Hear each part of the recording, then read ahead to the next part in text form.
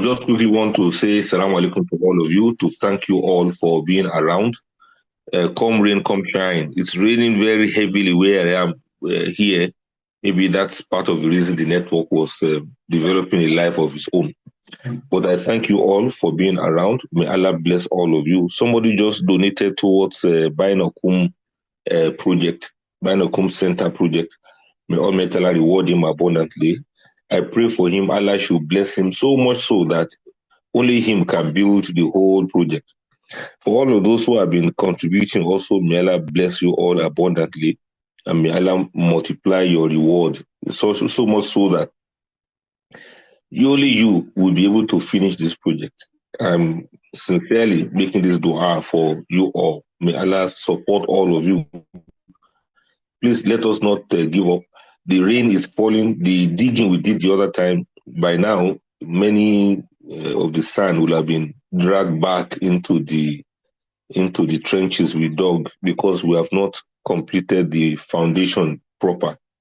So we still have some things to do. May Allah provide for you as you respond. And the money you are giving, everything is accounted for. The one that can buy a truckload of sand, the one that can buy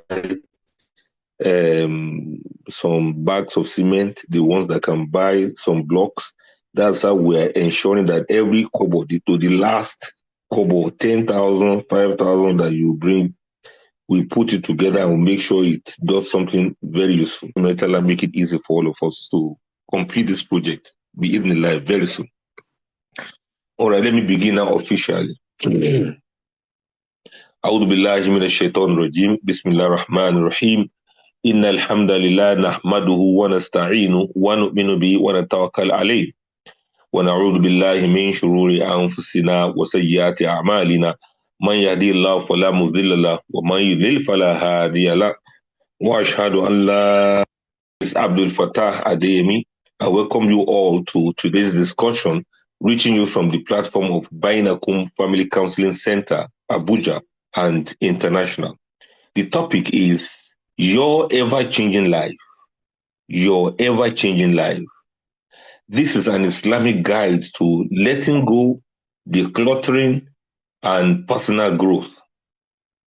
What an insightful and deeply personal topic we've got today. Did you notice that? It says your ever-changing life, your own life that's ever-changing.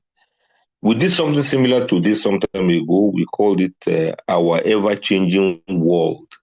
So this one is a lot more personal. It is referring to you, your own, yes, your ever-changing life or your ever-changing world. But let's say your own ever-changing life. This topic touches on something that lies at the intersection of the physical and the spiritual, the intersection between the material and the metaphysical. Our homes become museums of who we used to be. Our closets hold the costumes of past selves. Our shelves align with the ambitions of yesterday. Allahu Akbar. And without realizing it, we are being held back by our attachments. Yes, attachments to what no longer serves us.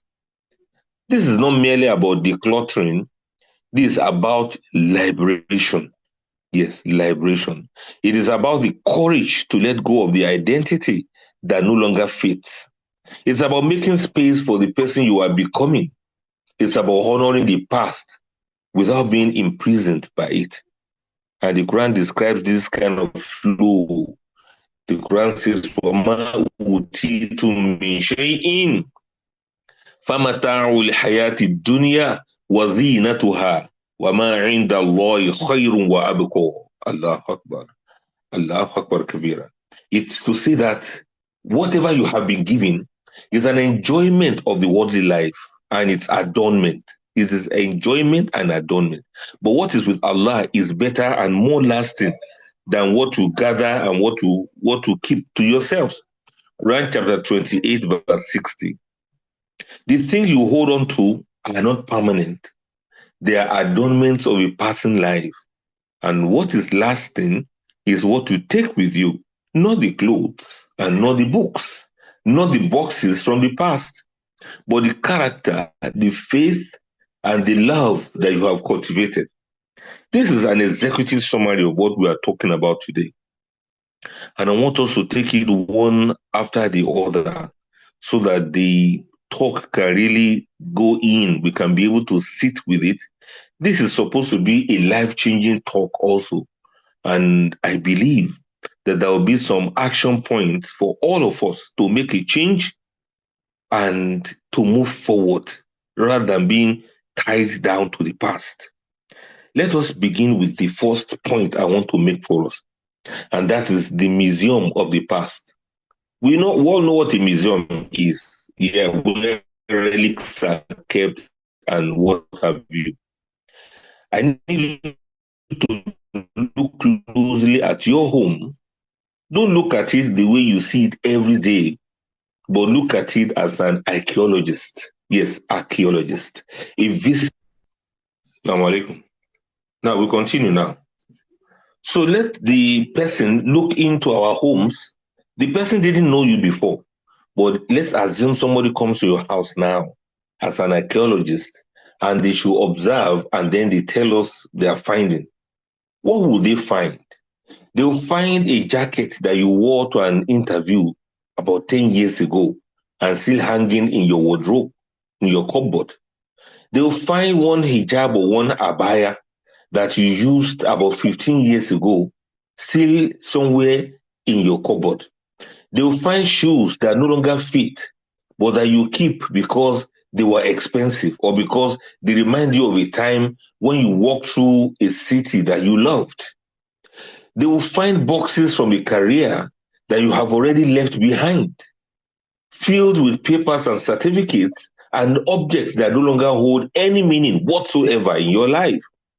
They will find receipts of objects you have used and items that have even used you. Allahu Akbar. They will find invoices from meals you have eaten 8 years ago. They will find fuel receipts of 5 years ago.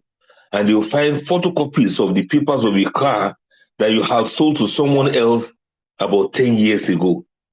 And they will even find documents about things that no longer mean anything to your life. So when they find all of these things from like relics from a museum, what will they conclude about you? That is the question.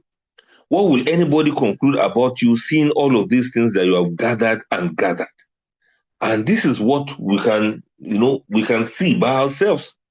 These things that we gather all around us will make them to conclude that you are a person who holds on to the past, even when this past no longer serves you any purpose in life. They will observe that you are a person who is still living in a version of yourself that no longer exists, that you are a person who cannot let go. You have outgrown certain part of your life. Allahu Akbar. You have outgrown some part of your life and you don't know and you don't realize it. Ya salam. So these are some of the things that people will find. This is some of the things people will find. And what are some of these artifacts? Yes, what are some of these artifacts of your identity that people will find? Why do we hold on to these things?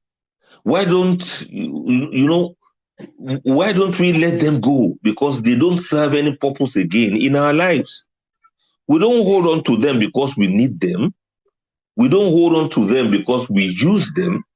It's not even because they are valuable anymore, but we hold on to them because they are artifacts of our identity. They remind us of who we are and who we were. They give us a sense of continuity. They make us feel that the past is still present. And they make us feel that we are still the person we once were.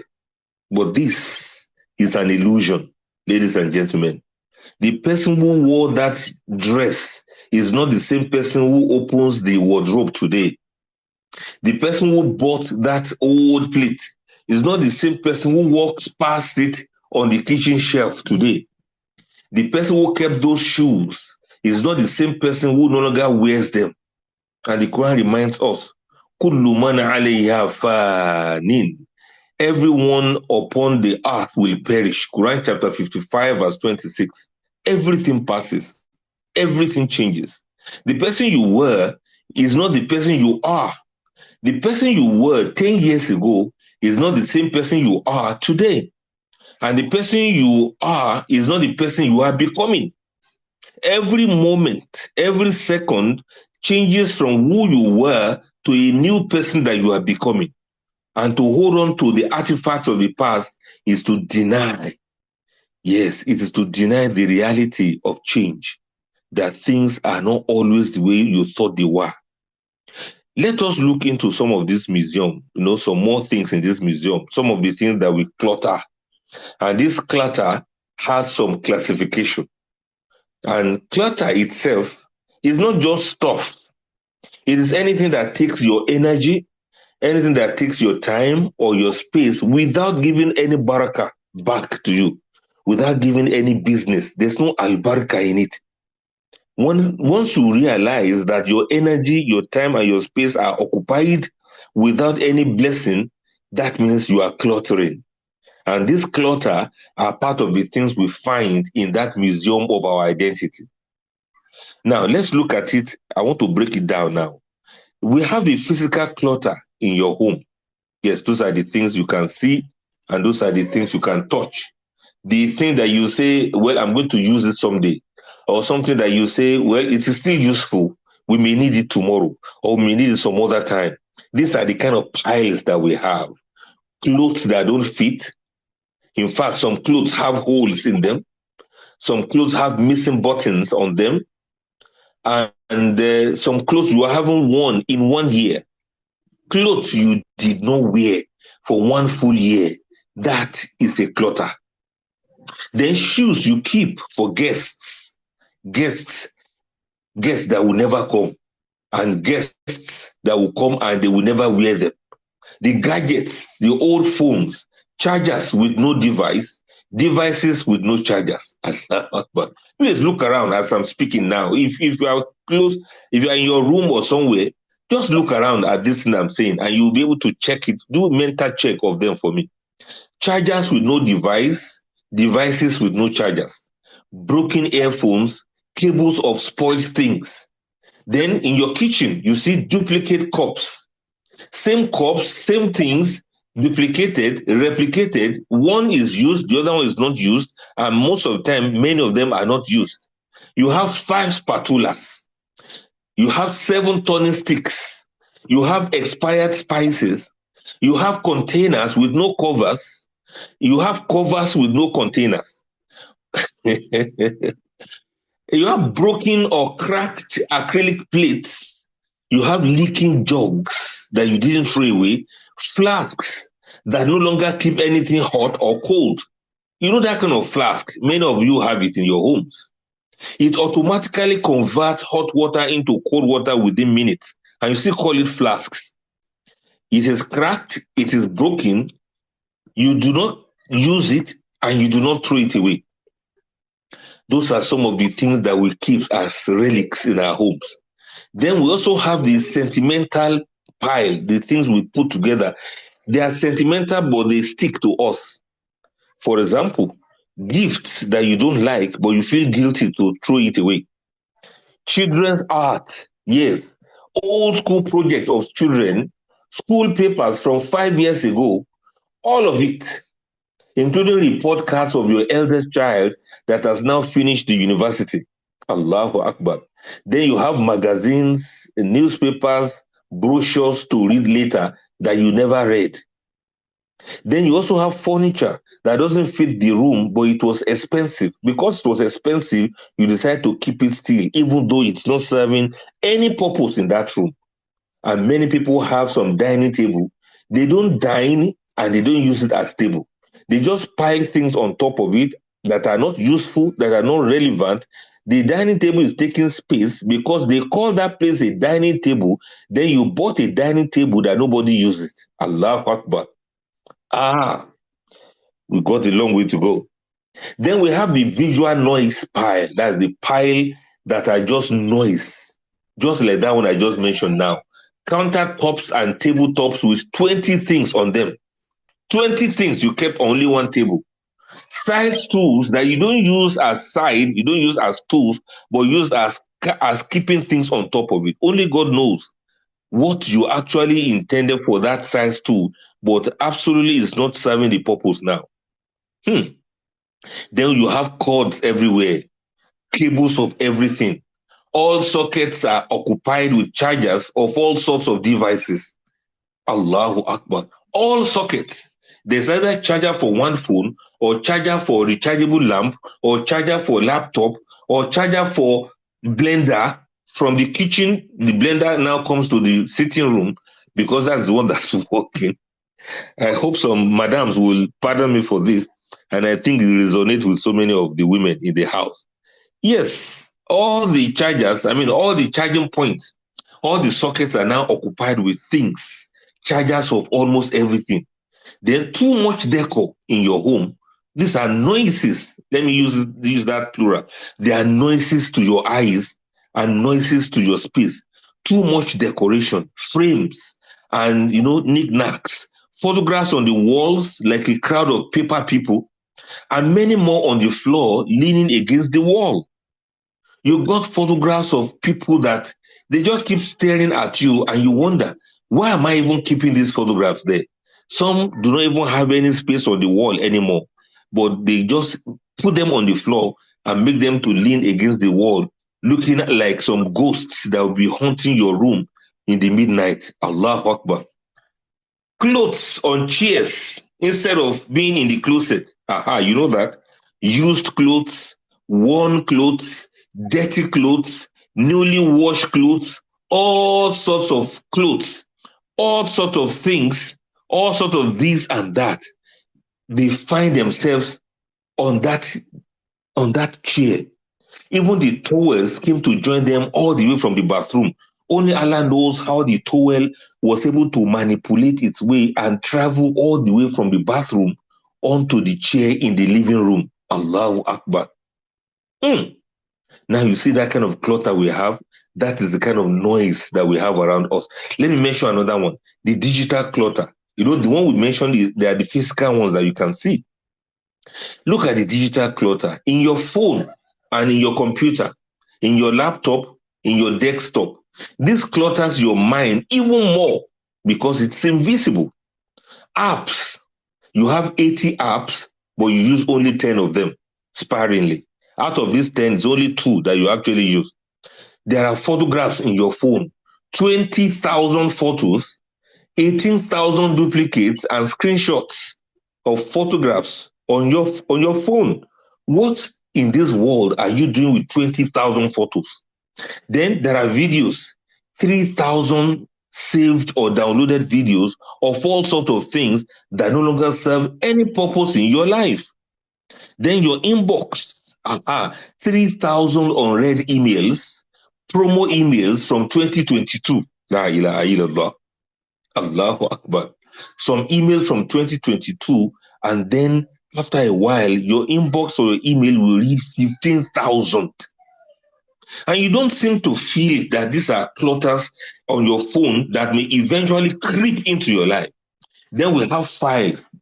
About 7 files are labeled as new folder without any topic or without any label on them. Just new folder without any name. They are there on your desktop. How would somebody's desktop be so crowded that it's all sort of files on your desktop and there's even no room to keep any other one? Download folder itself is a graveyard now. You've downloaded and downloaded and downloaded, and there's nothing that you can bring out of it. You don't visit the downloads, you don't use the downloads, they're just there. Plenty. It's like symmetry for folders. Then tabs. 30 browser tabs open to read later, and that later never came. There's this other one with regards to the digital clutter. You have groups and chats. WhatsApp groups that you meted 6 months ago are still there. And in your WhatsApp groups, you won't contribute to discussions and you won't leave the group. You know that kind of a thing. You don't contribute, you don't post anything, you don't read what is posted, and you refuse to leave the group. And if they remove you from the group, you complain again, you add yourself back. Subhanallah. And then notifications, every app buzzing all day. What kind of clutter is this? You have got what we call digital clutter that is cluttering up your life and you will not let go. You don't know that things are changing, life is moving, but you are still stuck there to do your 20,000 photos on your phone. Then you have 5,000 contacts on your phone. Some you don't even know how they got there. Some you don't even know them. Some they no longer exist. Some they have already changed their phone and they have changed their number.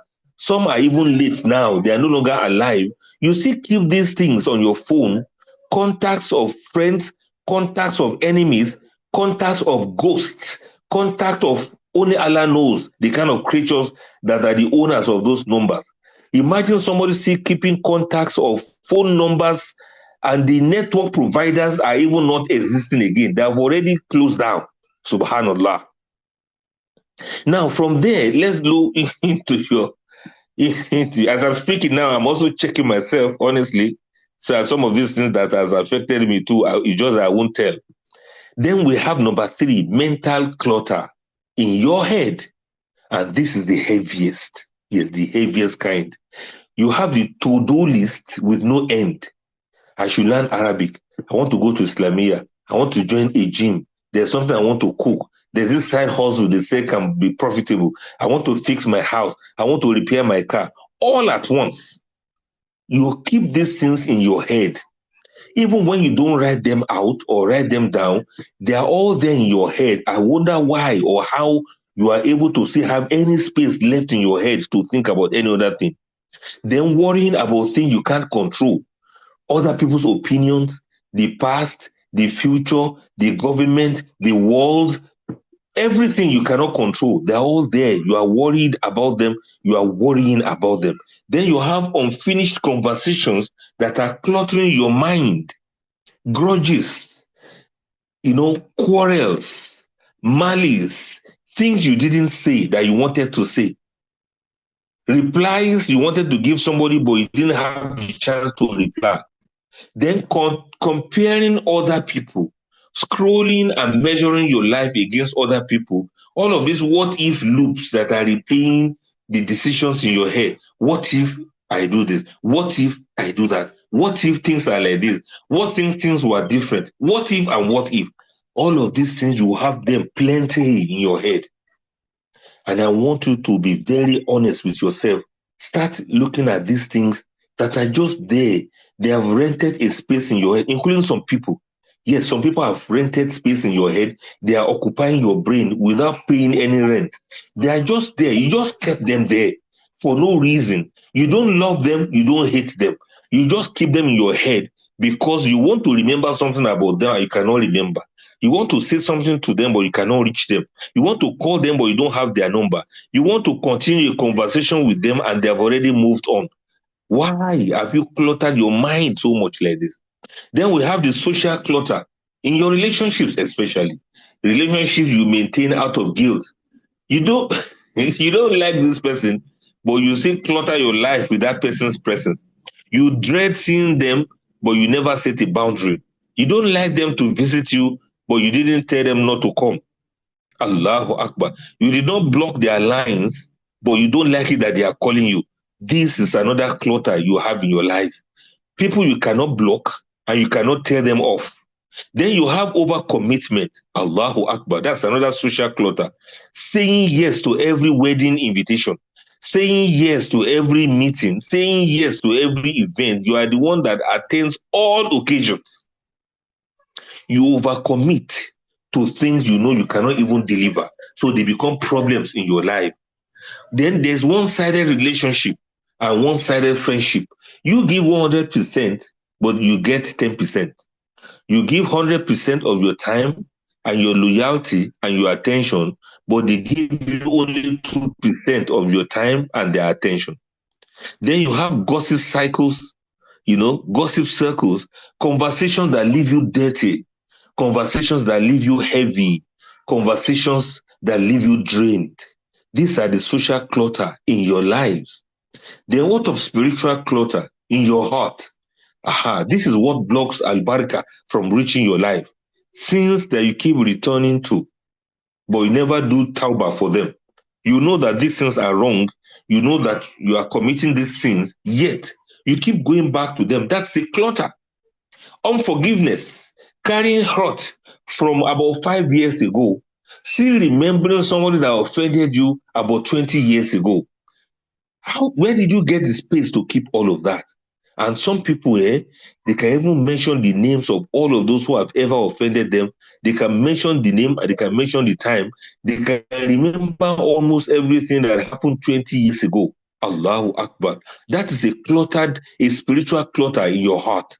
People you hate, people you dislike, people you don't want to see, people you don't want to think about them, but they keep coming to your mind. Then what of the spiritual clutter of Riyah? Yes, Riyah, that's doing things to be seen, not for Allah. Look, how many people are you even trying to impress? You have so many people in your mind. For you to wear one dress like this, you're already thinking of the number of people that will see you, the number of people that will appreciate you, the number of people that will like you, the number of people that will commend you. Just by wearing one dress, your heart is cluttered with the people you want to show off to. And that's why some of us, we quickly take a selfie whenever we wear a new dress.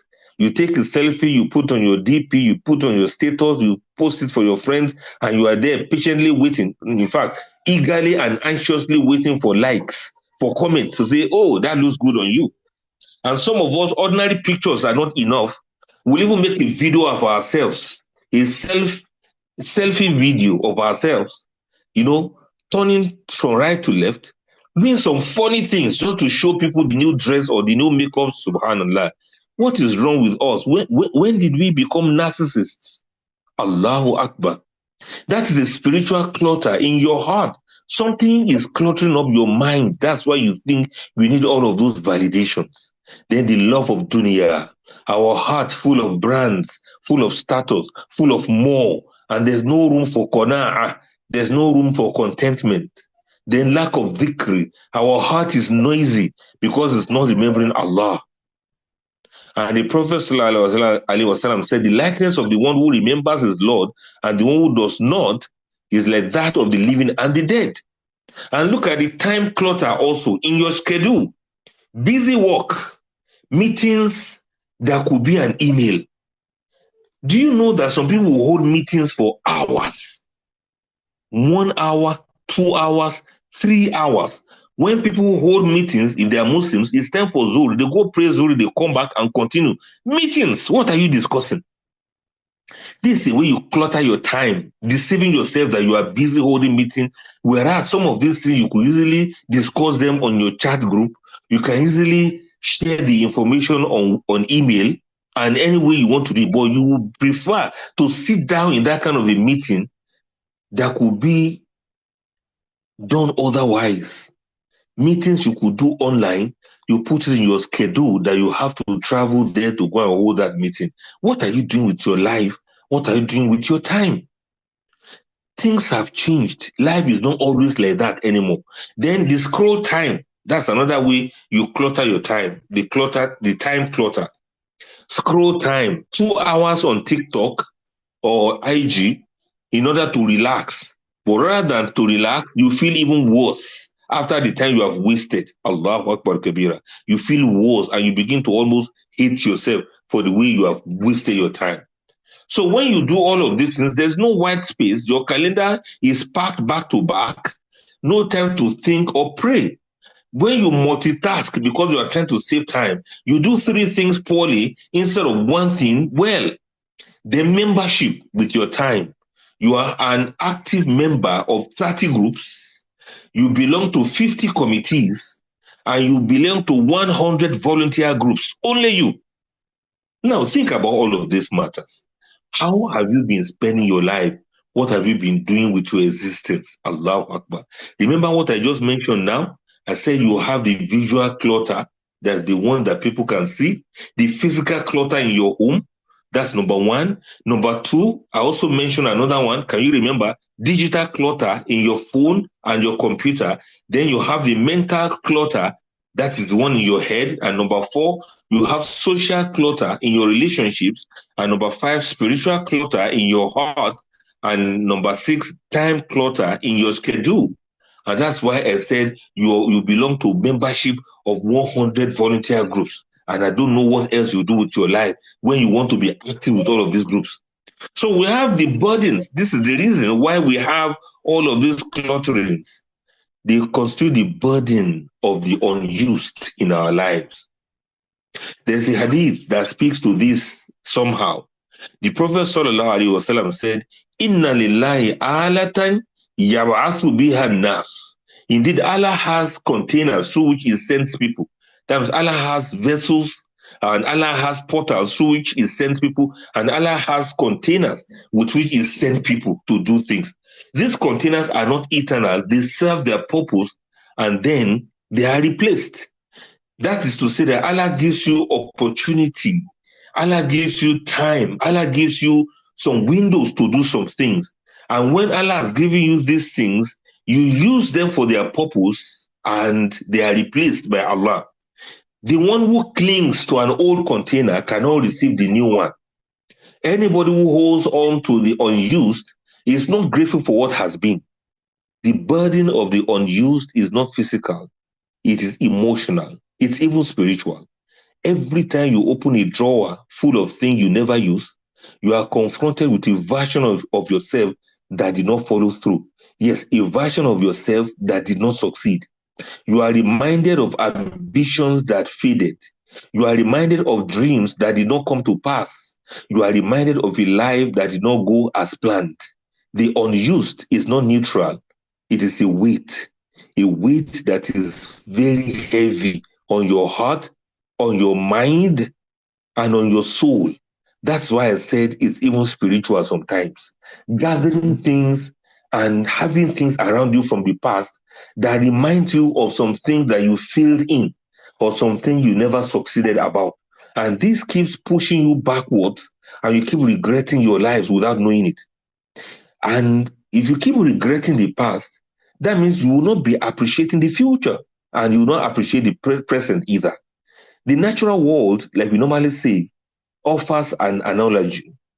You should consider the river that is blocked by debris. The debris is not the river itself. It is what has accumulated over years. And it now prevents the river from flowing freely. The unused things in your home is that debris. Do you remember the mug or the jug or the boiling kettle that is no longer working and cannot be fixed again? Do you know that you still keep it in your house? There's one present iron that has not been in use for about 15 years.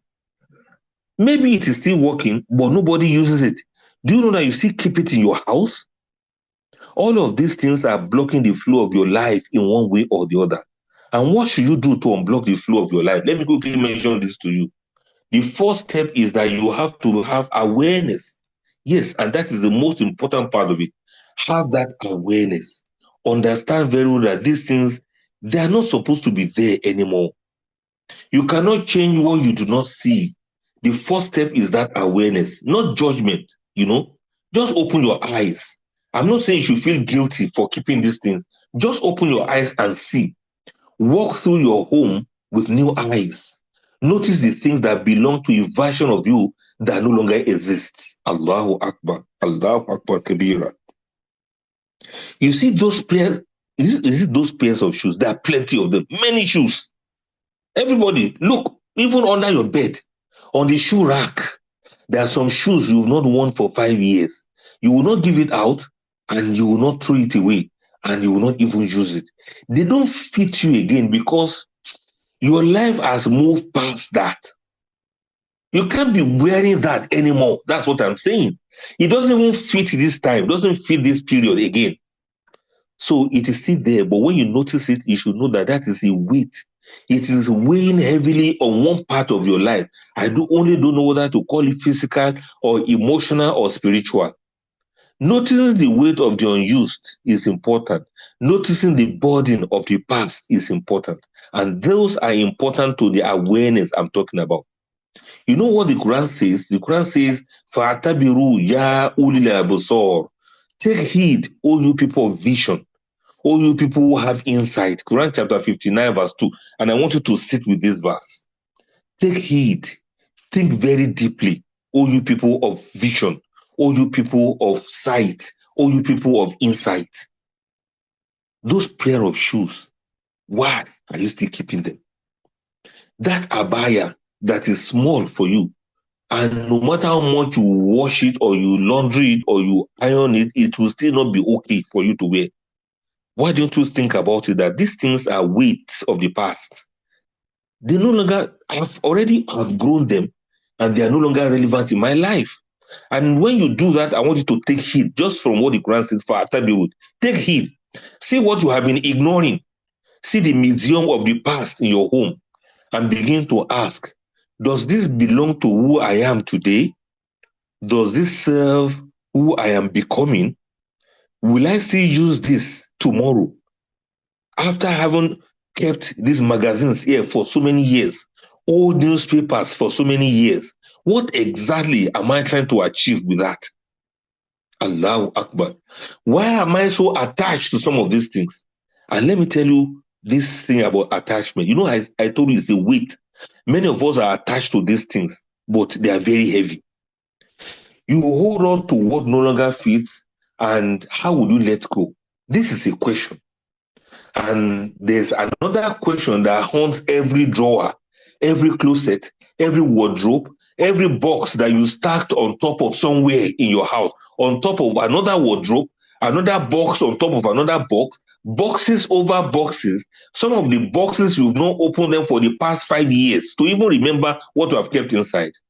The question that is asked by every broken thing under the staircase, Allahu Akbar, every broken chair, every broken bottle, every broken table that you have kept in the store, every dusty thing under your bed, come on, give it a check it out and look at it. There are so many toys of the children that have rolled under the bed, bottled water that you rolled under the bed, that have been there for years. Only Allah knows for how long.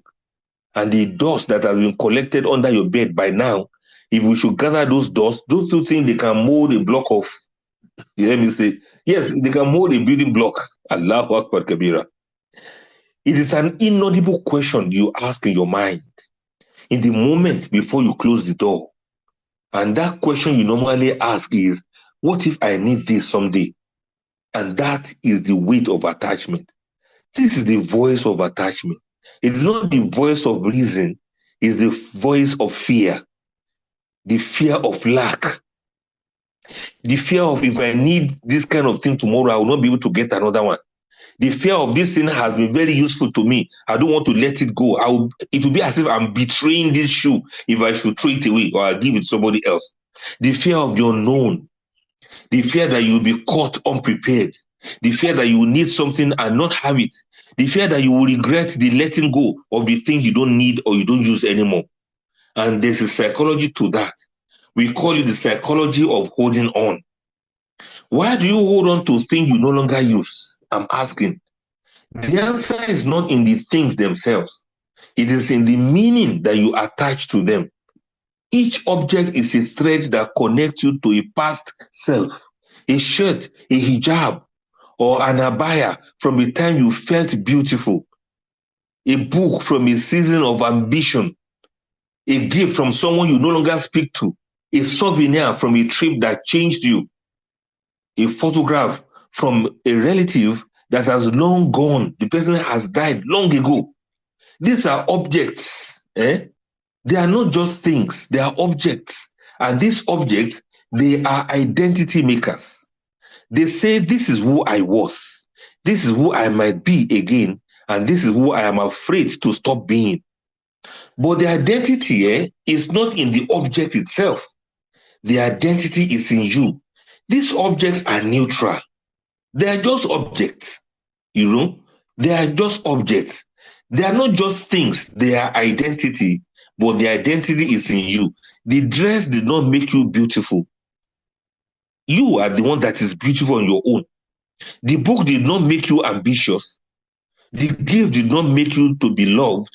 You are all of those things. You are beautiful, you are ambitious, and you are loved before the objects even arrived. And you will remain beautiful, loved, and ambitious even when these objects are gone. So stop thinking that these objects are the ones that define who you are. The Quran reminds us that وَمَا عِنْدَ اللَّهِ خَيْرٌ وَأَبْقَىٰ, and what is with Allah is better and more lasting. Quran chapter 28 verse 60. What is lasting is not the object. What is lasting is the soul that has been shaped by the experience. The object is a container, it's a vessel, and the vessel can be released. Allow these objects to go so that you can have your lives back. Because hoarding them can be very expensive. You think you are keeping them so as to save costs for what you may need to buy tomorrow. But I am telling you now that keeping them and holding them is going to cost you a lot. For example, there's a physical cost to holding these things with you. Objects will take space. Yes, they fill rooms, they fill closets, they fill drawers, they fill stores, they make your home feel heavy, and they make your life feel crowded. There's also the emotional cost. Every object you no longer use is a reminder of the past. It can be a source of guilt. Yeah, you'd be like, I spent money on this. Can you imagine how much I bought this so years ago? Or it can be a source of regret when you be like, I never followed through. I thought I was going to finish this course. These are the forms I collected for the admission for this course, for this program, for these things. Allahu Akbar. Or I went on this journey and I didn't bring anything back from it. Imagine you keeping Allahu Akbar. You know this boarding pass that they give, this physical boarding pass in form of this cards that they use in checking you in. Some people have traveled and traveled and traveled, and they still keep the boarding passes of a journey they made 18 years ago. La ilaha illallah. A journey they made 18 years ago. Nigeria to Accra, Nigeria to Ghana, Nigeria to Ethiopia, Nigeria to to Saudi Arabia, then Canada to US, US to UK. They kept all of these things here and there, and you still have them with you. And what is that going to do for you? And you have so much attachment to them. You'll be like, I can't let this go because it reminds me when I traveled to Ukraine. It reminds me of when I traveled to Dubai.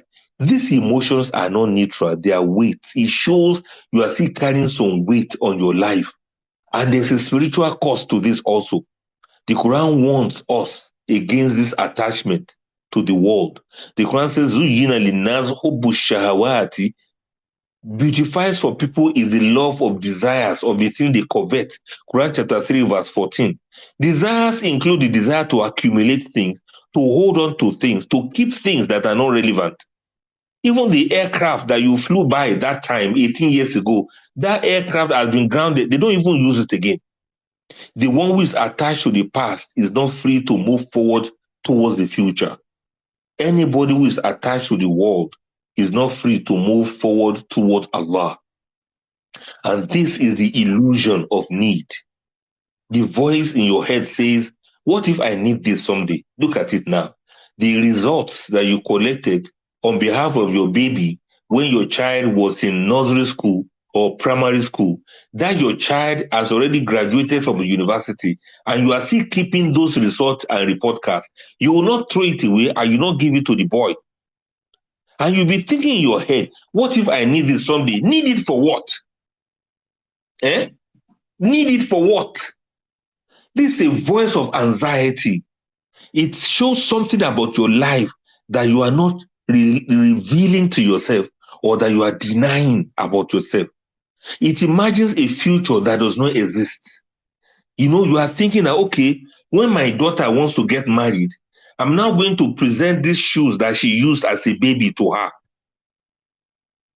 Look, excuse me, madam, when you present it to her, what's she going to use it for? She will frame it and hang it in her home or snap it and post it on her DP or what? You are imagining a future that doesn't exist. These children will not even bother about anything like that. They have better things to look for in their lives. They have better things that are happening in their lives, not to talk of now looking for shoes that they wore when they were babies. Who cares about that anymore? Well, that is the illusion. You think you are going to need it someday. That illusion imagines a future that will not come. It creates a scenario in which you will be in lack or a time you are going to need these things. It convinces you that you are not safe without the object. What if my child should ask, what will I tell him or her? But look, Allah is the provider. He is the one who gives. He is the one who sustains. Allah is the one who will provide what you need when you need it. Just wait when the time comes and see whether you even have any need for that or not. Allahu Akbar. The way out is not in the object. The way out is in trust. The provision is not in the hoarding or keeping. The provision is in the provider. It's Allah who will do all of those. You don't need to hold on to the past. Allah will provide for your future, and He will make your future to be a lot better for you than what it is now. So stop holding on to the past. Stop keeping the cables of devices that no longer exist. So many people will keep even, do you know what? Some people will even keep, this bulb that we have in our homes. The bulb is bad, it is broken, or maybe the bulb is no longer working. They have removed it and they have put another one. Now, the old one that you remove, why are you still keeping it? You'll be like, okay, what if I need it in order to buy another one? You don't need it. It's sickness. Astaghfirullah. Many of us are whatever. We are absolutely guilty about these things. But please let us, how do we release this attachment? Let me quickly mention this one. Step 1, recognize the attachment itself. Am I keeping this because I need it or because I'm attached to who I was when I got it? Ask yourself. Step 2, separate the meaning from the object. The meaning is not in the object. The meaning is in you. You are the one attaching meaning to them. Those things are just ordinary papers. You can imagine the documents from a car that you used about 8 years ago. That car, you have already sold it to another owner. You are still keeping the photocopy of the documents of that paper with you. Now, forgive me for saying this. Don't you think many of us are sick? Astaghfirullah. I'm saying this because I just want us to feel bad about it. I'm saying it deliberately because it affects me too. I'm just remembering now. I think I kept something like that too.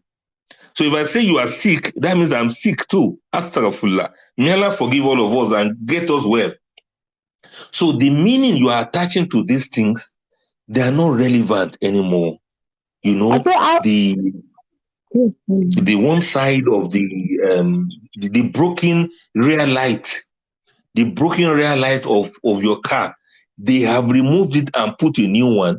The old one that was broken that they removed, you see, kept it in your store. Excuse me, what for? What for? So let go with intention. That's step 3. Letting go is not loss, it is liberation. It is making space, it is making peace with your life. It is honoring the past by releasing the past. In fact, if not that it is somehow, I would have said you should look at that thing you are keeping. Look at those papers you have been keeping that are no longer relevant. Look at them and thank them. Thank you guys for having shown up in my life at a point in my life. I'm releasing you to go now. Then get kerosene and burn them. Yes, release them. Watch the smoke go up in the sky and say, Alhamdulillah, that was my past. It is gone. Allow the past to go. Fi sabilillah. And trust in Allah that a future is going to be much better than that. And make the release a spiritual practice. Let it go. Allahu Akbar. Let it go. Give away what you no longer need. Things that are not relevant to you, dash them out. Allahu Akbar. La yu'minu ahadukum hatta yuhibba li akhihi ma yuhibbu li nafsi. A hadith of Prophet says, none of you is a believer until he loves for his brother what he loves for himself. So some of the things you had loved and you had kept and you had cherished and you don't use again, please turn them to ibadah for yourself. Old clothes, pack them all together, dress them well, and thank them for having shown up in your life. And pray for them that they should be useful in the lives of other people. The way they served you, may they serve other people that need them now. Pack them neatly into some bags and go to donate them to those who consider them as gold. Your old is gold to some people. Your olds are golds to some people. The plates that you no longer use, pack them together. Go and give some other people that will need them. And if they are too expensive in your eyes, there are people who buy used things. Go and sell them, collect the money, use them for something else, or use the money for sadaqah. All of those wires that you don't need again, please, for the sake of Allah, look for an electronic shop where they repair things, give it to them. Maybe they will use it for somebody else. Broken laptops that don't work anymore, let somebody repair it and give it out to a small child or a student somewhere that needs a laptop badly. How can you have 5, 6, 7, or 8 laptops in your house? Only you. You are using only one of them, and the remaining are just there. You keep holding on and holding on. Somebody somewhere needs them. Turn these things to ibadah. That's what I'm saying. That's another step. Turn it to ibadah. Step 1, recognize the attachment. Step 2, separate the meaning from the object. Step 3, let go with intention. And step 4, trust in Allah that you will never lack any new thing in your life. And step 5, make the release a spiritual practice. Turn it into ibadah. Turn it into sadaqah. It is better you give it out in sadaqah and you are being rewarded by Allah than for you to clutter your life with all of these things. No matter the fear you have in your mind, maybe you have the fear of letting go. Let me quickly mention this again, because as I'm speaking now, some of us are already realizing the things that we need to let go, but we have the fear of letting go. And this is something of my memory. And this is something of my past. I don't want to forget so and so thing. That's why I'm keeping them. There's a grief that is not spoken of. It is not the grief of losing a loved one. It's the grief of losing yourself or losing itself. The version of you that wore those clothes, the version of you that read those books, the version of you that used that laptop, the version of you that used that car, the version of you that pursued that career, the version of you that lived in that house, the version of you that loved that person, that version of you is gone. Gone, as in gone. And letting go of the objects that belong to that self may feel like a second death. And this, ladies and gentlemen, is the fear of letting go. It's not really about the objects, like I said. It is about the meaning that you attach to those objects. The baby clothes that remind you of when your children were small. Those children are no longer babies. They have already grown. Maybe you don't even have babies in your home anymore. All of them are grown up. Why are you still keeping baby clothes when you could easily go to where they have babies that will need these clothes? The wedding dress that holds the memory of a day that felt like the beginning of forever. This is another sentiment. The meaning you attach to the wedding dress.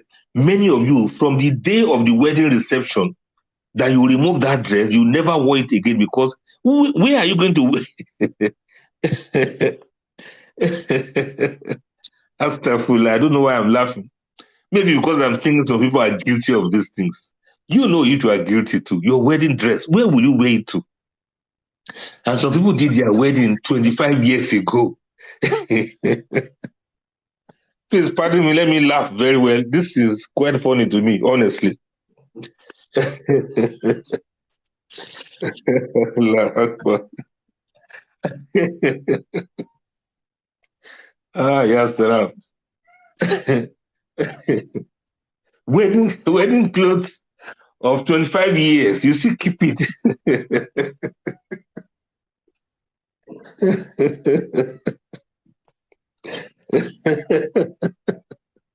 Subhanallah. I wish I could pause this thing so that I can laugh very well. Allah Akbar. Now, you know those who are guilty, they know themselves. You can't even wear it again, because I don't know the kind of style they use in making that wedding dress. Some awkward style like that that's only good for wedding occasion. After that, where will you wear it to? Will you wear it to another person's occasion? They'll be like, what is wrong with you? Yes, love. Look, dash it out. I know you feel as if you are dying if you give out some of these things. You feel as if, I use it to keep a memory. Memory for what? Look at the tools of a craft that you once loved, but you no longer practice. The books from a time when you were certain you would become something you did not become. Magazines you thought you were going to read and become successful in life. Self-help books that you read and you still kept them, though they didn't work for you. They told you to think and grow rich. you, you read it, you didn't grow rich, and you could not think. And you still kept the book because you are so attached to it. There are so many of those things that you do not know that it's Allah that's a Razak, it's Allah that provides. You gather all of those books, you think they are the ones that will help you. Then nobody comes around, nobody shows up to help you, and then you go back to square one. You still keep those books, about things that you wanted to become or you did not become. Subhanallah. All of these things, you see, what I'm trying to say is, Allah Akbar. Many of us, we have the fear of letting go of all of these things. Yes, we have the fear that, if I should give it out, what would that mean? If I should give it out, how is it going to become of me? You understand what I mean now? Now, I want you to consider an analogy from the natural world. Consider the tree in autumn. It does not resist the falling of its leaves. The tree will have to shed off the leaves at a point. It does not mourn them. It does not cry over the leaves that it's shedding off. It does not try to hold on to them. It releases these leaves to fall off. It trusts that the shedding is not a loss, but a preparation. The leaves will fall and the tree will rest. And in the spring, new leaves will grow. The tree does not fear the letting go. That's what I want all of us to understand. Don't fear to let go of some of these things. They are not the things that mean anything. You are the one that's attaching those meanings to them. I hope you understand. You are the one attaching the meanings to them. They don't really mean anything whatsoever. So stop committing shirk of thinking these things have some. So it's not the things that actually have those meanings. You are the one that's attaching those meanings to them. And the Quran speaks of seasons of our lives. The Quran says, "Watilkal ayyam nudawiluha bainan nas." And these days of varying fortunes we alternate among the people. Quran chapter 3, verse 140. It means seasons alternate, days change. Life is not static. To hold on to a season that has passed is to resist the natural order of creation. Yes, there's an order that is natural. Let the season pass and let it go. Don't fear letting go. Letting go feels like loss sometimes to some people because it is a loss. It's a loss of itself, but there's something about yourself that you have to let go. It's the loss of a narrative about your life, a part of the story of your life. You don't have to repeat it again. Let it go. It is a closed chapter. It is the loss of a future that you once imagined. Let it go. The person who bought those books, the magazines, had a vision of who they will become. So it is not a failure to change because life changes. It is a change that is important. The vision was not wrong. What you wanted to do was not wrong. It was part of your journey. The books, the clothes, the compact discs that you are keeping.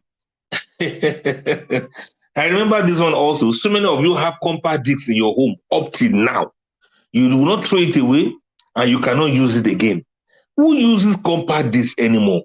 Some of us will have VHS, this old one that we were playing those days, VHS. We still have them in our homes. We don't even have a machine for playing them. We don't even know what to do with them. We don't know what to do about them. Look, all of these things are part of the journey of our lives. They were not mistakes. They were steps in our lives. But the person you were becoming at that time was real. But that person is no longer you. You have already changed. You have already moved. And change is not only possible, it is necessary. Letting go is part of that change. To let go is to accept that Allah is the one who changes seasons, yes, and is the one who changes hearts, is the one who changes lives. And to accept that is to trust in the wisdom of Almighty Allah, that you have already passed this stage. It is time for you to move on with your life. So there's the grief of unlived future. We have this grief that, okay, maybe this thing has happened and we are feeling very sad about them. But let me tell you how to move through the fear of letting go. Step 1, name the grief. Acknowledge that letting go is loss. It is the loss of a self. It's the loss of a vision. It's the loss of a future. Grieve it. Allow yourself to feel the grief and let it go. Yes.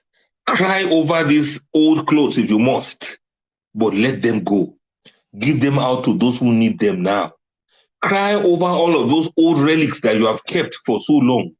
The shoes, the clothes, the abayas, the papers, the documents.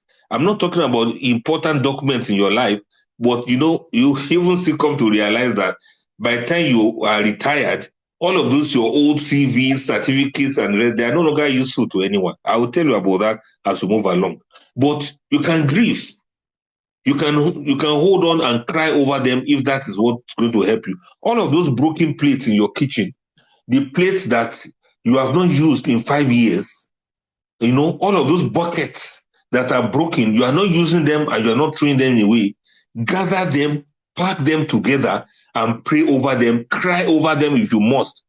But like I said jokingly earlier on, thank them for having served their purpose and allow them to move. Tell them you have released them to go away from your life, to go and be useful somewhere else for somebody else. Step 2, separate the self from the object. The objects are not you. You are not the books. You are not the hobby supplies. You are not the documents. You are not the papers. You are not the newspapers. You are not the career boxes.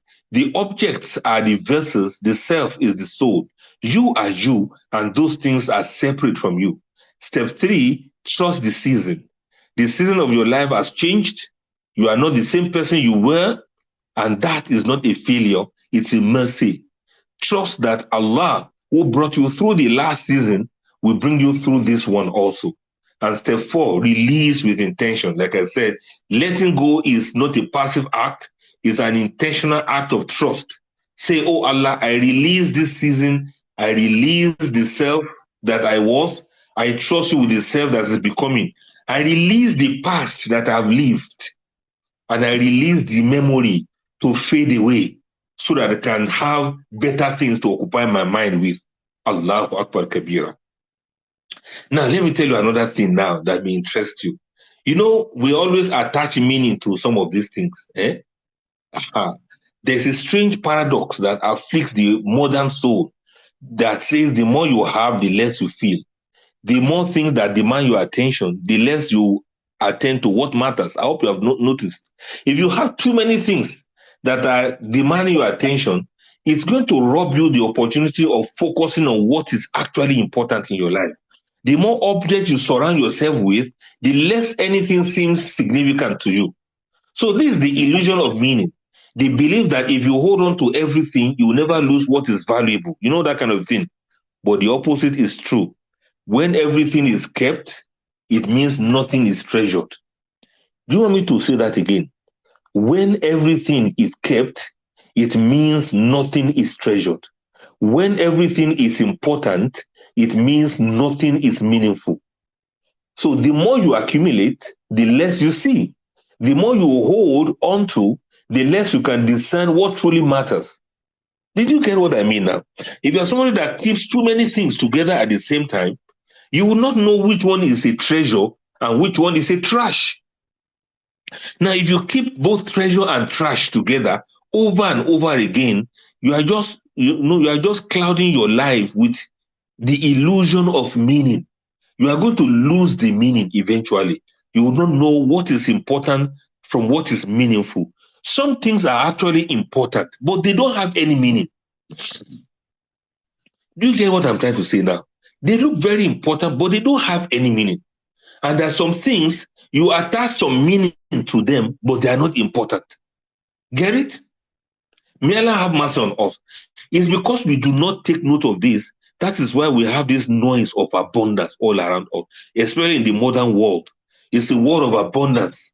Where we even promote it, we even advertise it, we even encourage people, to have abundance of everything, abundant things in our lives.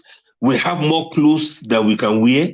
We have more books that we can read. We have more tools that we can use. We have more plates than we eat with. We have more stuff than we can ever truly need. And this abundance creates noise. It's the noise of endless options, endless decisions, and endless maintenance. Every object in your home demands something from you, whether you like it or not. A shirt demands to be folded. A dress demands to be kept.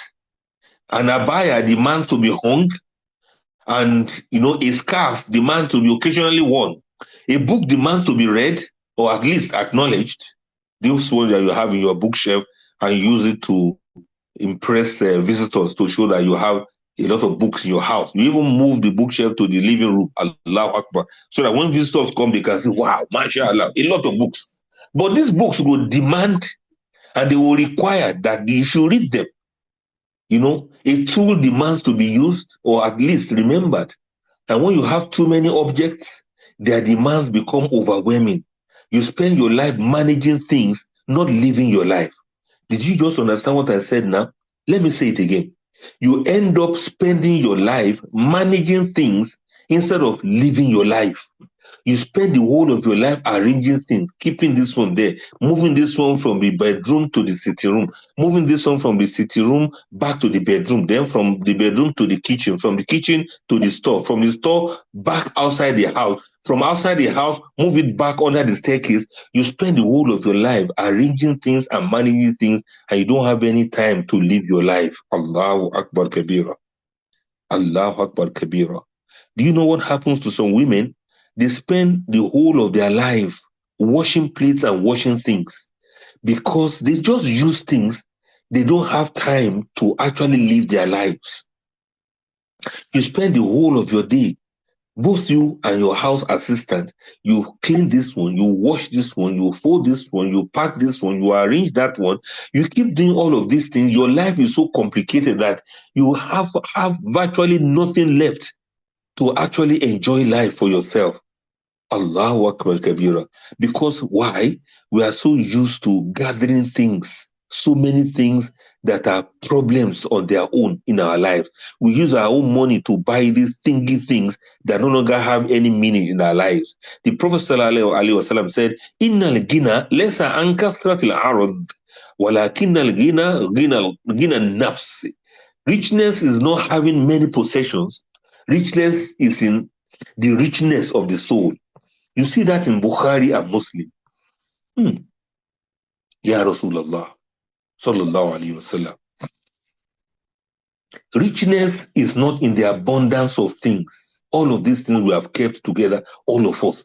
Richness is in the peace of the soul. And the soul cannot be at peace when it is surrounded by noise. Many of the things we keep around us are so noisy.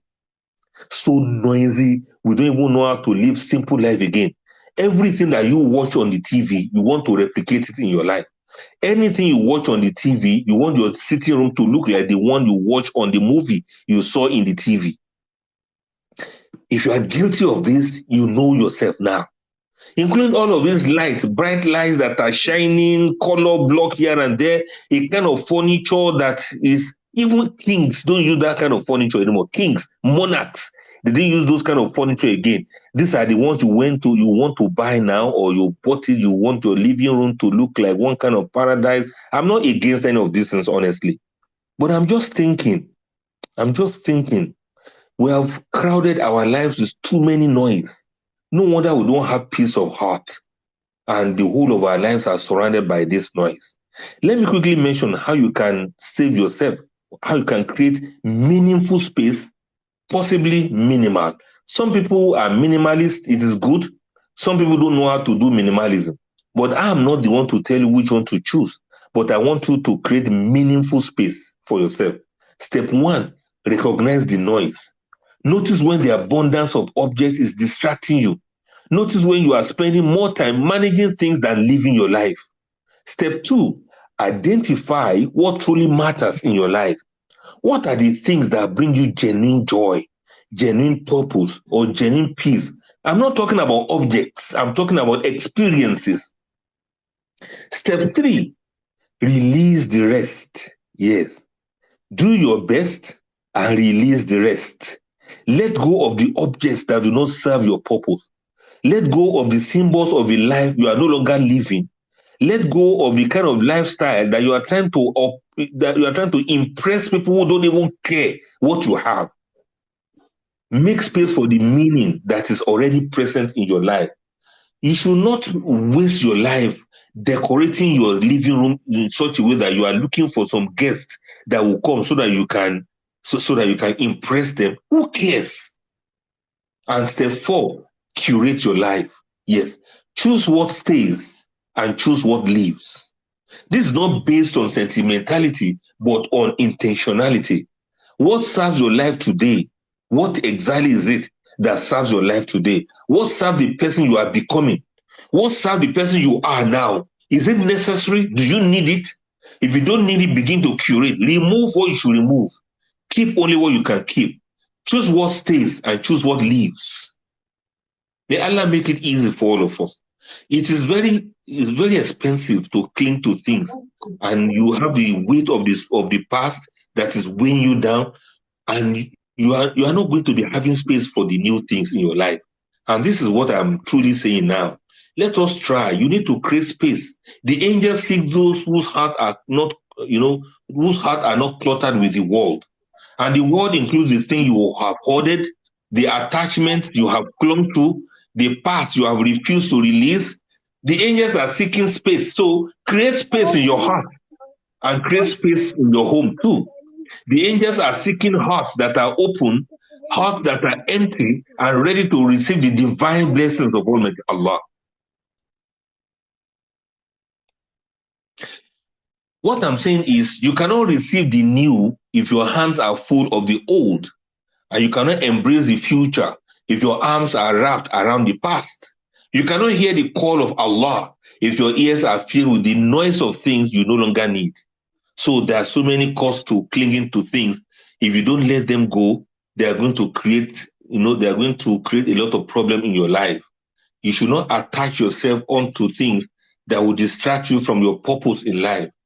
They consume your attention, they consume your energy, they consume your time, they consume your time, they take you away from Almighty Allah.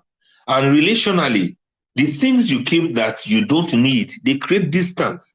They make it harder for you to host others. They make it harder for you to share your space. They make it harder for you to be generous. They make your home feel less like a home and more like a storage unit. Allahu Akbar. Some of us have a whole room dedicated to useless things. La hawla wa la quwwata illa billah. A whole room. Maybe you have 2 bedroom or 3 bedrooms or 4-bedded apartment. Then you've created one special room for useless things, thinking things that we have used and things that have even used us. Allahu Akbar Kabira. Allahu Akbar Kabira.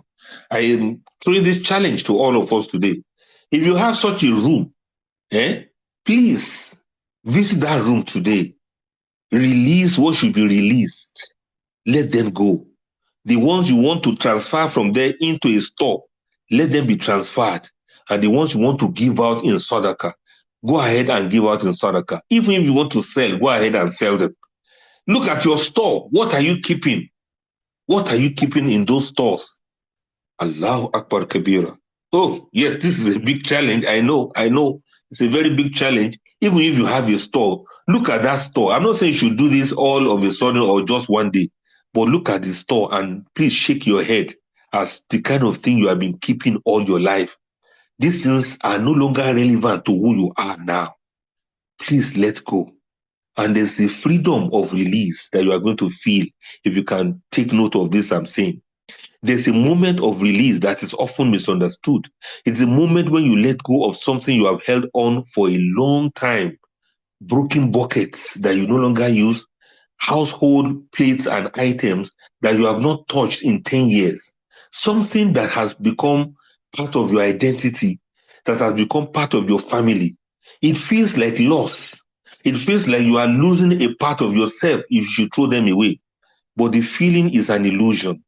It is not loss, it is liberation. Some of you are still keeping the shoes that you used during your NYSC, and you graduated from NYSC 25 years ago. Excuse me, are you keeping them for your children to inherit or what? Because I'm trying to understand. I don't really understand. When you let these things go, it is liberation. It is the moment when you become truly free of a lot of things. And let us look at the natural world again. Consider the snake that sheds its skin. The snake does not mourn the old skin. It does not look back. It does not try to hold on to it. The snake knows that the skin has served its purpose. It is no longer needed. And in the shedding, the snake is free to grow. The snake is free to even glow. Think about it. When you cut your fingernails, do you keep them or you throw them away? When you go to the barber shop, for us, those of us men, when you barb your hair, do you keep them as relics or you throw them away? So if you can shed off some of these skins of yours, I want you to extend that skin to all of the things you have gathered. You should let go so that you can be free. Your life is like that. The objects, the identities, the attachments, they are like skin that has been shed. They once served you. They once protected you. They were part of who you were, but they are no longer needed. The ID card that you used in the job that you held 15 years ago, they are no longer needed. You are not working there anymore.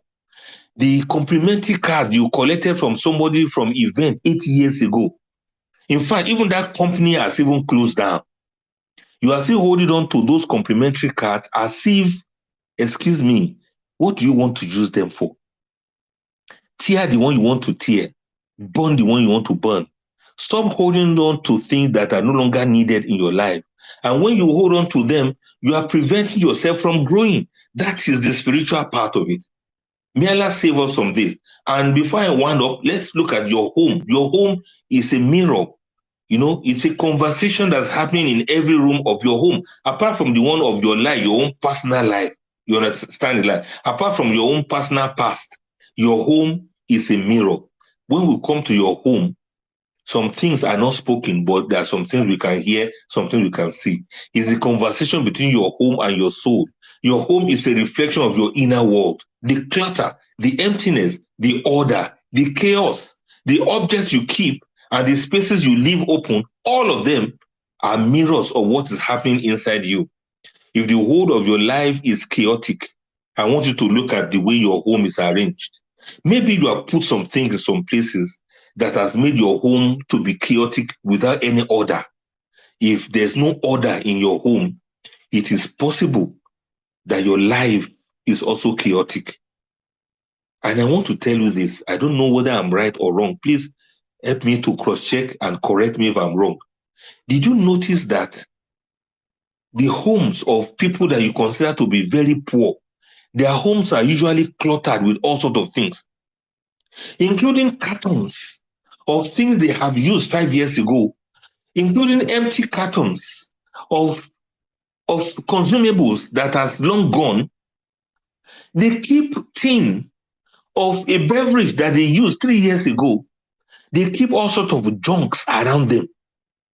I want to think maybe people who are poor, they are more guilty of this. Rich people are also guilty, but somehow, wherever you see too much dirt, too much heavy things, keeping of things that are not relevant, you will see poverty in the lives of such people.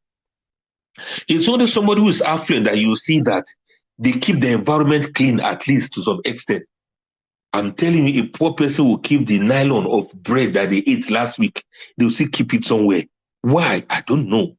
You see somebody who will keep the bottle, yes, water bottle, this pure water bottles and sachet. It's only a poor people you see will keep used one in their home. You know why they're keeping it? So that they can put another water inside it. And I don't understand. Please, somebody should correct me. Am I just imagining these things? There are poor people who keep more clutter than rich people. And among the rich people who keep clutter, their lives are usually chaotic. We get to know your life when we see how chaotic your environment is, how chaotic your home is. Your home is part of purification. The Quran says, "Qad aflaha man zakkaha wa qad khaba man dassaha." He has succeeded somebody who purifies the soul, and he has failed somebody who corrupts the soul. Quran chapter 91, verses 9 to 10. Your home is part of that purification, not just your soul. When you clear your home, you clear your soul. When you release what no longer serves you, you create space for what matters. And when you curate your environment, you curate your inner life. Do not turn your home to a museum of things that you no longer use. Allahu Akbar Kabira. Allahu Akbar Kabira. Don't turn your home into a museum, because everything you keep says a lot about you. Your closet, your wardrobe says a lot about you. It reflects if you are somebody who neglects things, if you are somebody who has, who is still kept to the back. The clothes you wear, they are not just fabric, they are an expression of your identity. And then what does your kitchen reveal about you, madam? If it's a place of nourishment, gathering, and connection, we will know. If it's a place of clutter, chaos, and neglect, we will know. All of those spice bottles that do not have covers on them, so many lids without the main container, and so many containers without covers, that shows us a lot about your life. Allahu Akbar Kabira. Is your environment that of beauty or that of chaos? I need you to ask yourself. Then I want you to practice mindful curation. Decide what should stay. You understand it now? Decide what should stay. Decide what should leave. Don't keep everything around you. Curate it. If there's inertia, if you are not moving, then things will continue to pile up. Things will continue to accumulate in your life. Move ahead. Don't stay stuck on one spot. And then let me ask you this question, and that is going to be very important to all of us before I wrap it up. There's a moment that comes in every family. Listen to this. Listen to this. It's not a moment of celebration. It's not a moment of joy. It's a moment of quiet reckoning. It's a moment when a loved one has passed and the family gathers to sort through their belongings. What they find or what they do not find tells a story. It tells a story. It tells the story of a life, and it reveals what that person valued.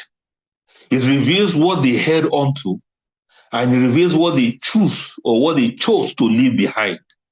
So that day, I'm asking you, distinguished brothers and sisters, that day when you die and when your family go through all of your things, what will they find? When your family go through your things, what will they find? Are you going to make life easy for them, or you are going to make life difficult for them? When your family goes through your things, will they find a home that was filled with objects that reflected your presence, your values, and your love?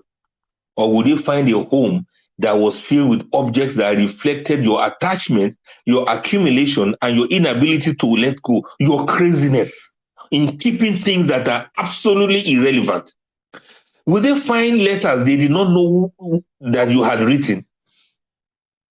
Will they find photographs that tell stories that they did not know? Will they find mementos that remind them of the love you shared?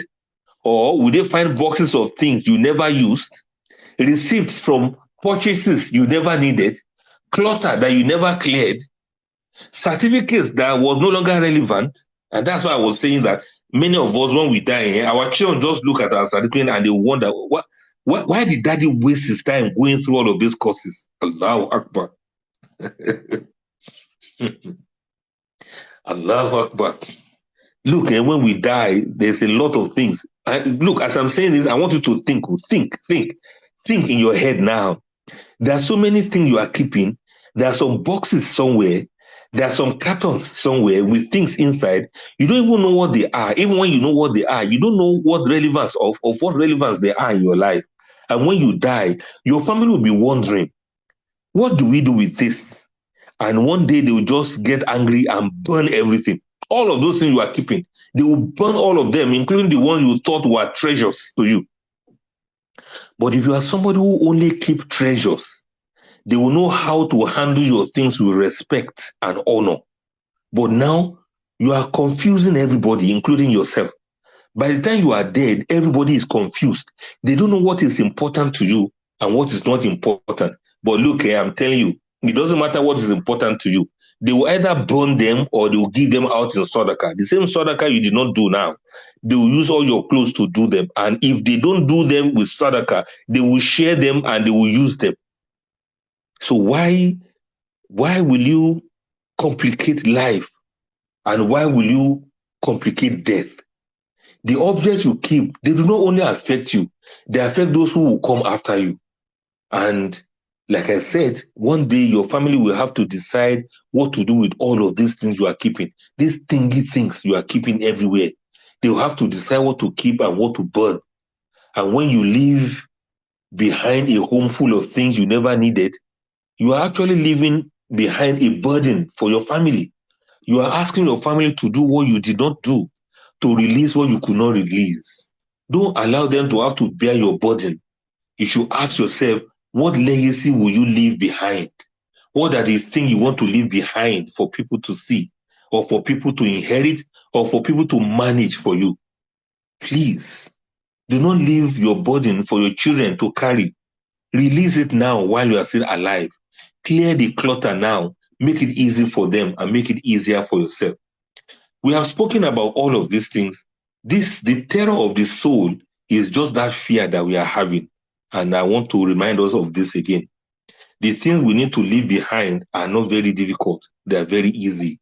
The Prophet said, إِذَا مَاتَ ابْنُ آدَمْ انْقَطَعَ عَمَلُهُ إِلَّا مِنْ ثَلَاثٍ صَدَقَةٍ جَارِيَةٍ أَوْ عِلْمٍ يُنْتَفَعُ بِهِ أَوْ وَلَدٍ صَالِحٍ يَدْعُو لَهُ. When the son of Adam dies, his deeds are cut off except for three things: a continuing charity, a beneficial knowledge, or a righteous child who prays for him. These are the things that last, not the objects, not the clutter, and not the accumulation. The deeds that continue, the knowledge that benefits, and the child who prays for us when we are gone. I want to call all of us to this, that the deeper practice of letting go is not only about the object, it's about the self. It's about releasing the identity that no longer fits. It's about letting go of the person you used to be, not with regret, but with gratitude, and not with loss, but with liberation. You have carried the weight of the past for long enough. It's okay like that. It's okay. You have held on to objects that no longer serve you. You have clung to identities that no longer fit. The ID card of the place you retired, why are you still keeping it? You have been a museum of who you used to be. The files from your former office, you still have them in your home, and they are useless for anyone. Look, the museum is closing. Everybody is aging. The past is in the past. Life itself is changing. The past is releasing, and the present is opening. You are not the jacket you wore 10 years ago. You are not the abaya that you wore 10 years ago. You are not the book that you never read and you never gave out in charity. You are not the career you left behind. You are not the person you used to be. Release the objects. Let them go. They have served their purpose. They are not you. You are the becoming. And the becoming is not a burden. It's a gift. You are the life that is ever changing. You are the life that is ever growing. You are the life that's ever moving forward towards Allah. And in that release, you will find not loss, but liberation. You will find not emptiness, but space. You will find not the end, but the beginning. Let go of what no longer fits. Release what no longer serves.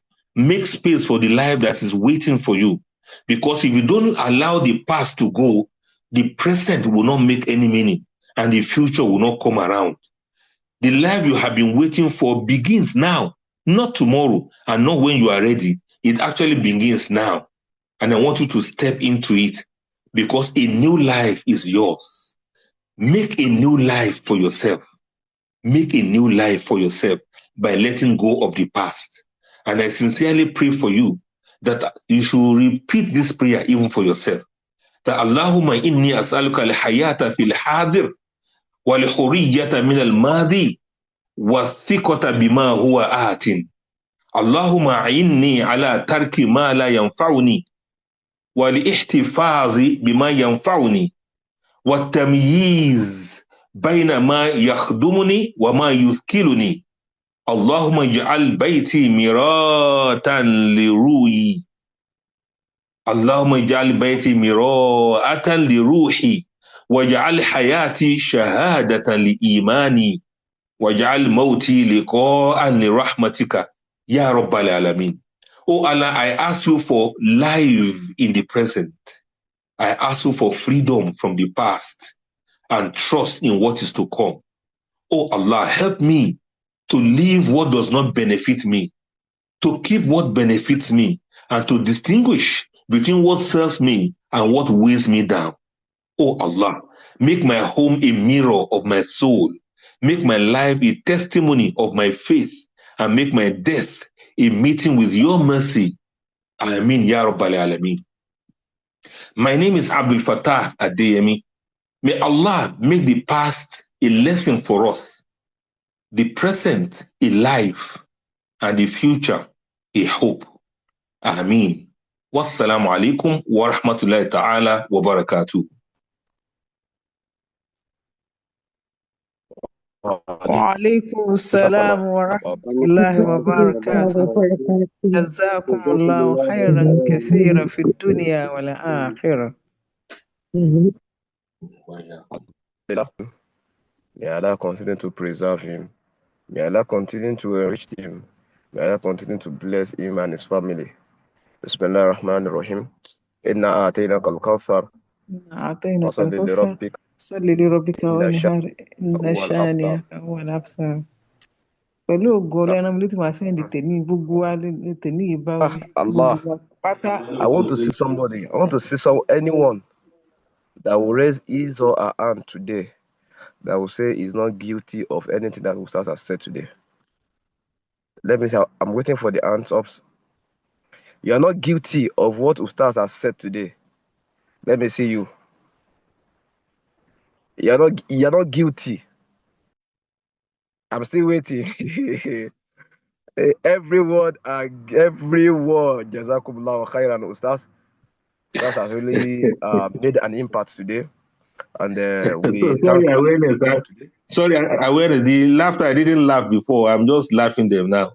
I just realized that I have about 15 biros that are not working and I am still keeping them. Astaghfirullah. We are Both also at home and in the office, in the bedroom, in the parlor. These biros are not working and I still have them. You need to pray Allah to forgive me. Let me share my own too. As you were saying, I realized I was having my primary 3 to primary 6 notes still at home 20 years back. I still have them very intact at home. Primary 6 books. What am I doing with them? I believe maybe you want your children to inherit them. It is time to share your take home, and it is time to ask your question, and it is time to contribute. As in, if you have any contribution to what I said, let's have your thoughts, any clarification. Raise them up, raise your electronic and drop them in the box. What are your take-homes? We sharing this take-home with me. Ash Flue, kindly unmute and speak. Ash Flue, if I pronounce it right. Assalamu alaikum wa rahmatullahi wa barakatuh. Wa alaikum salam wa rahmatullahi. Oh my goodness. Jazakallah bijanna, ya Sheikh. Thank you so much for this. Oh my goodness. It's like you are calling my name that, you, why are you still keeping all these pictures? There is a box in my room that, oh my goodness, I don't know. I'm not using it and yet I cannot give it out.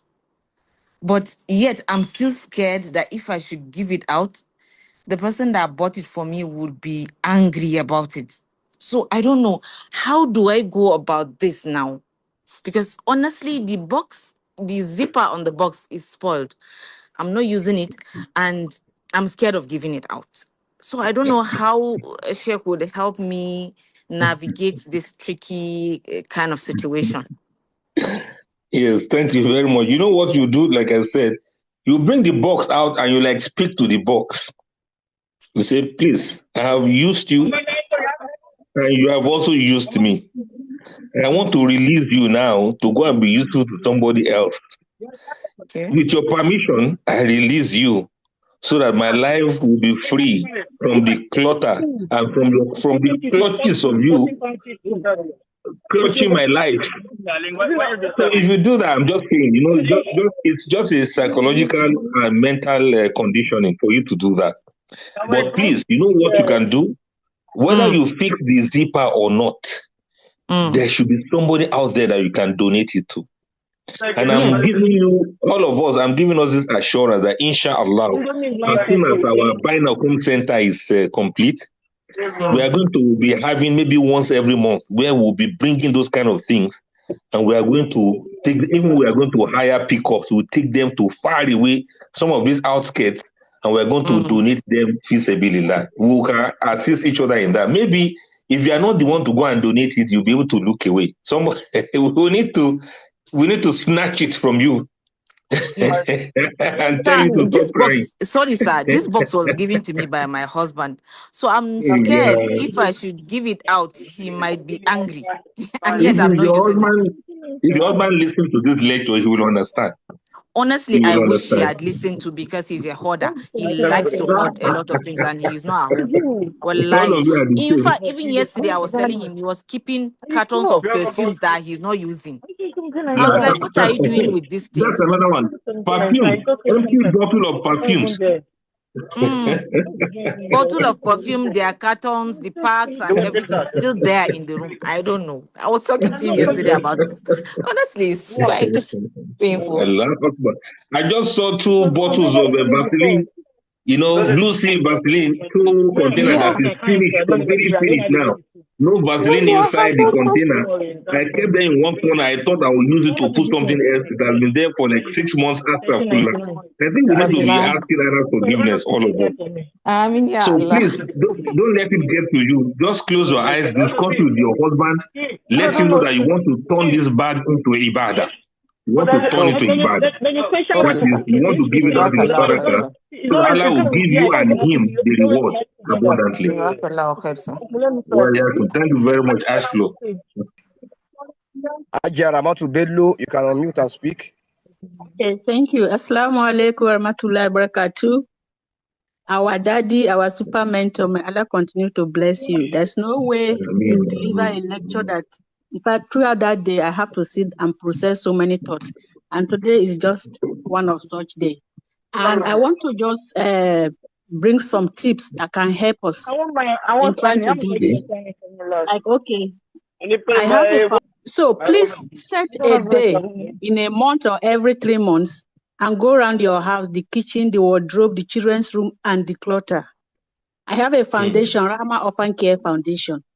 Once you declutter, as long as you're in Abuja here, all you need to, I'm going to drop my number. All you need to do is just call us. Like our father just said now, have a conversation with that object. You have served me and I have served you. May Allah bless both of us. It's as if we are talking to somebody, but this time you'll be more useful in so homes. What you think is useless, is started, you're ashamed of even giving out. We visit orphanage homes. You see these children, their clothes are put in Ghana must go in cartons. Those bags, what we do in Rahma Orphan Foundation is whatever you donate, we resort it. Those that needs amendment, it is done before we even package it to the orphans. And when you're even packaging these orphans, with your clothes, some of the caregivers there are widows themselves. So they benefit from this kind of clothes that we take to the orphanage. They also have something for themselves and for their children. So please, may Allah help us today. Even me that I'm talking, I'm like, I have not checked my wardrobe for some times. So when you do that and you are ready to give out any item, just call us. As long as you're in this Abuja, we'll come.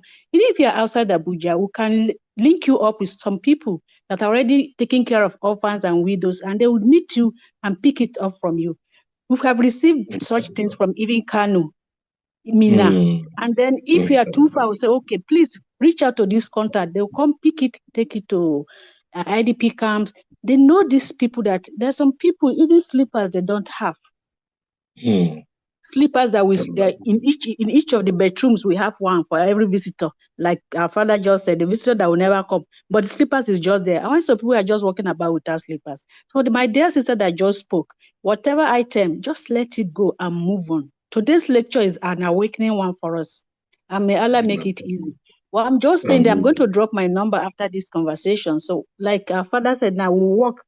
The Baynakum family will work with our foundation. And we always, even if you have to get vehicle, or you just will tell you, take it to social park, don't pay. When we receive it, we'll pay the driver. Just to take that burden off your head. And it's more blessing when you do that. By the time you even there's a time we send things to an IDP camp, and from there the person starts snapping. When you see these clothes on other people's body and the way they head is, some cleaners in the office, sometimes I'll just see a gown that have passed us, I'll just feel so happy because I'm seeing my clothes on them. If they have been in the house, we should now be dressed, especially every day they come out very nice because somebody has given out some clothes to them. May Allah make this easy. But my own, I'm going to really look into my digital cluster. That is where I'm going to, because my email, my everything is complaining. Thank you so much, All right, thank you Ustaz, very for much. being there. May That's Allah good. continue to strengthen you and help us to grow as we are doing. Thank you so much. Assalamu alaikum.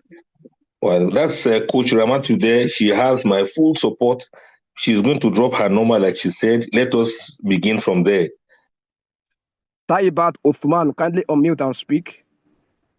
Taibat Uthman, kindly unmute and Assalamu speak. alaikum warahmatullahi wabarakatuh. I want to sincerely appreciate Ustaz, as usual, for giving us the meal that is not dry, that is full of spices to consume it. Every day we learn from you. I pray to Almighty Allah to continue to guide you, protect you, and all yours.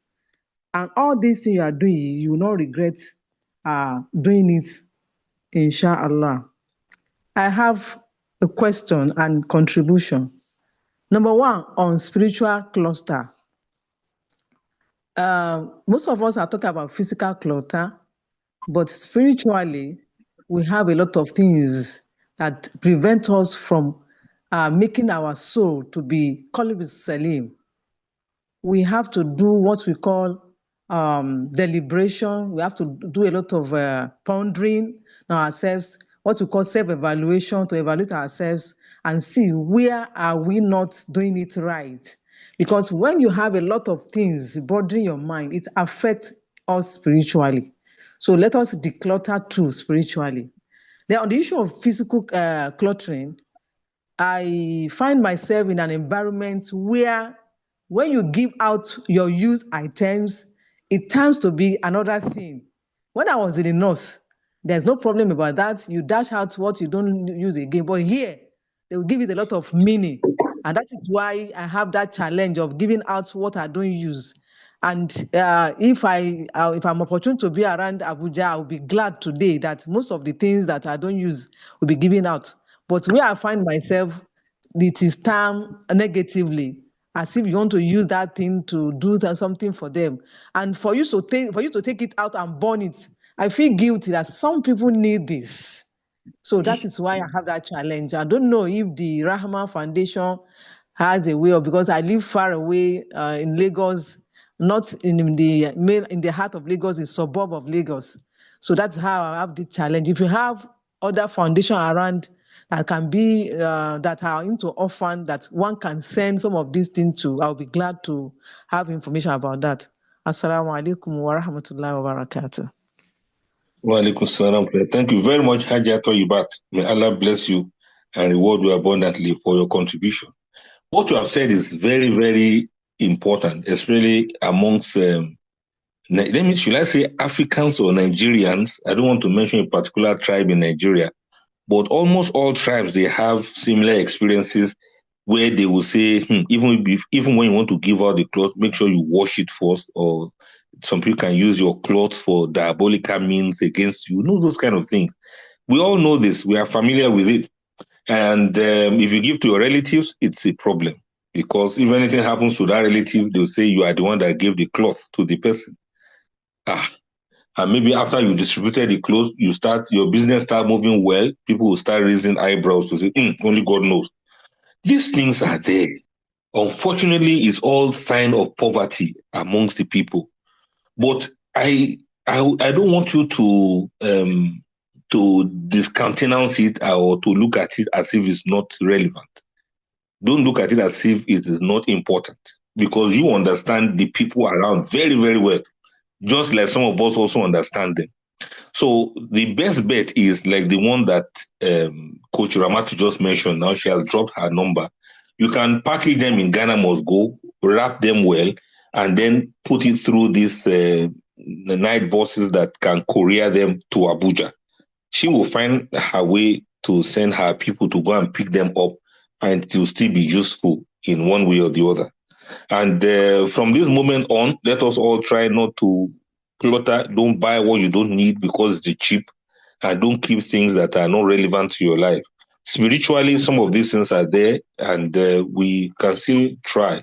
Also, you may wish to make little more research about orphanages around Lagos that may need this, especially those that you trust very well, that they will not collect your clothes and go resell. You know, the orphanages that you can vouch for. If you Google search, I'm sure you'll find one or two. You ask them some questions, and whenever you are free, you can pay a visit to them. Just see what is happening there, because there are certain things that you may not feel like packaging them to send to Abuja. There are maybe little things you can just give offhand to people. We have also seen, even here in Abuja, some people that you give these clothes to in the name of, they call them beggars, you know, after Jumat, only for you to see that they'll go and dry clean it, and then they start selling. They start selling the clothes. And me, personally, I feel uncomfortable to give out clothes that people cannot see wear or people cannot see use. So some of those clothes, they will just take them to dry cleaners, and before you know it, they're already selling them somewhere. Some people do that. May Allah forgive us. But nevertheless, whatever thing they do with it is up to them. My own is I've released them, and they go get to be useful anywhere else. Whether they sell it or they dash it or they donate it, I will not care anymore. I've just done my own part. So generally still, may Allah make it easy for us to declutter our lives, and may Allah make it easy for us to be protected from people's insinuations and people's bad minds concerning the innocent charity that you are doing. They now turn it to something else. It shows the level of ignorance and disbelief. There's so much amongst us, a lot of superstition. May Allah pardon all of us. Thank you very much, Haji Atoyibat. I'm always happy that you are around. Okay, Ustaz, I have this question in the chat box here. We have two questions here. One is saying that Assalamu alaikum wa rahmatullah. There are places to drop these old items. Do we have places where we can take these items to in Oshogbo? Second question from the same person is, if your spouse is a order, what do you do? And there is a third question there, which I want you to look at it also, about a mental declustering. They say some wounds don't heal completely, and some scars become new wounds. How do we actually let go of a past that haunts us, be it a childhood trauma or any form of mental disturbance? That's quite interesting. But the first question about Oshogbo, I do not know personally, but I believe if you search, you'll be able to find. In the interim, go ahead and do what you can do. You don't have to do it by yourself. Give it to some people you trust. Tell them to go distribute where there are people who will need them. Let them package them, iron them. I'm sure there will be a place where the people you consider indigent, where they are. If you cannot find, then we may say have to use this Abuja option. At least this is the one you trust and the one you know that they will deliberately take care of whatever you send, and they will deliver to the people who truly need them. Humanity is the same anywhere in the world. Wherever people are in need, they are still fellow human beings, regardless of the geographical location. Then what's the other question? If your husband is a okay, yes, if your husband is a hoarder or a clutterer, you keep emptying the place, they keep bringing it back. You throw something away, it becomes a quarrel, even though it's something they don't use. If it is like that, it's a mental situation, it's a psychological situation. maybe you can let the person listen to lectures like this, or you take your time to explain to the person. It's a whole lot of attachment that we have, the way we are attached to this world. And I believe that with time, the person will get to understand what these cluttering things are all about. Many of us don't know that we clutter, especially men. We don't know that we clutter. Imagine you still keeping a boxer that you used 8 years ago. You don't use it again. It's even, don't let me describe it. You still have it in your wardrobe somewhere, and there's a singlet that you don't wear again. All of them are there. The white singlet has turned brown because of you have kept it, you have not been using it, and you will still keep them. So many men are guilty of all of these things. And if you dare throw his thing away, he will start getting angry. Men who are like the blue collar men, they have wires, they have plugs, they have pliers, they have 1,000 different types of screws and screwdrivers, they have spanners, they have all sorts of things in the boot of their car, in the closet of their car. They have these things even much more than the motor mechanics will have. He has engine oil, he has the containers, the rubber container for engine oil that he has used about 3 years ago. He still keeps them somewhere hanging around the house. He is not using it again, he's not throwing it away. Look at the generator house, engine oil that is used, the one that's condemned, the one that is new, containers of all sorts, and all of these change spare parts that nobody uses again for the car, for the generator. Everything is packed together in the generator house. If you enter the place, it looks like a shrine of a sort, as if they worship some idols of the god of iron in that place. So many of us men, we are guilty of this. The same thing with our garage. It's supposed to be meant for parking car. Now, the things we keep there will not even allow any car to be parked there again without the tire matching a nail or breaking something. Many of us, broken chairs, broken tables, that's what we use our car garage to keep now. Now, if you go into your car, just check under the chairs. Check under the chairs in the car. You see papers, you see wrapping sheets, you see wrappers of sweets that children had finished eating about 3 years ago. You see crumbles of popcorn, you see granite things under the seat somewhere, and many people don't even go to car wash again because they know that if they go to car wash, the car wash will charge them a lot of money. So the boot, the bonnet, and inside the car is another problem on its own. So men especially, we have our own things, the caps that we no longer wear, that even if you take them to those who wash them, they will reject them, that they don't want to wash. All of these things are problems. If you have a husband that is like that, please educate him as much as you can, and maybe gradually he'll begin to learn. Especially encourage him to join Baynakum group. Maybe from time to time when we are talking about these kind of things, he will be able to pick some information from there. Don't ever think it's only women that clutter. Some of us men, we beat you women to it. We do it more than you women can ever imagine. That is why when you look at our surroundings, we can be so clustered, we are so dirty in some things. Thanks to some of you women who clean up after us. If not, some of us will still be keeping singlets of 15 years ago, and we will not use it, I will not throw it away. Astaghfirullah on behalf of all men. Assalamu alaikum. The last question there regarding mental clustering, like all the. Okay, like old what? Let me reread.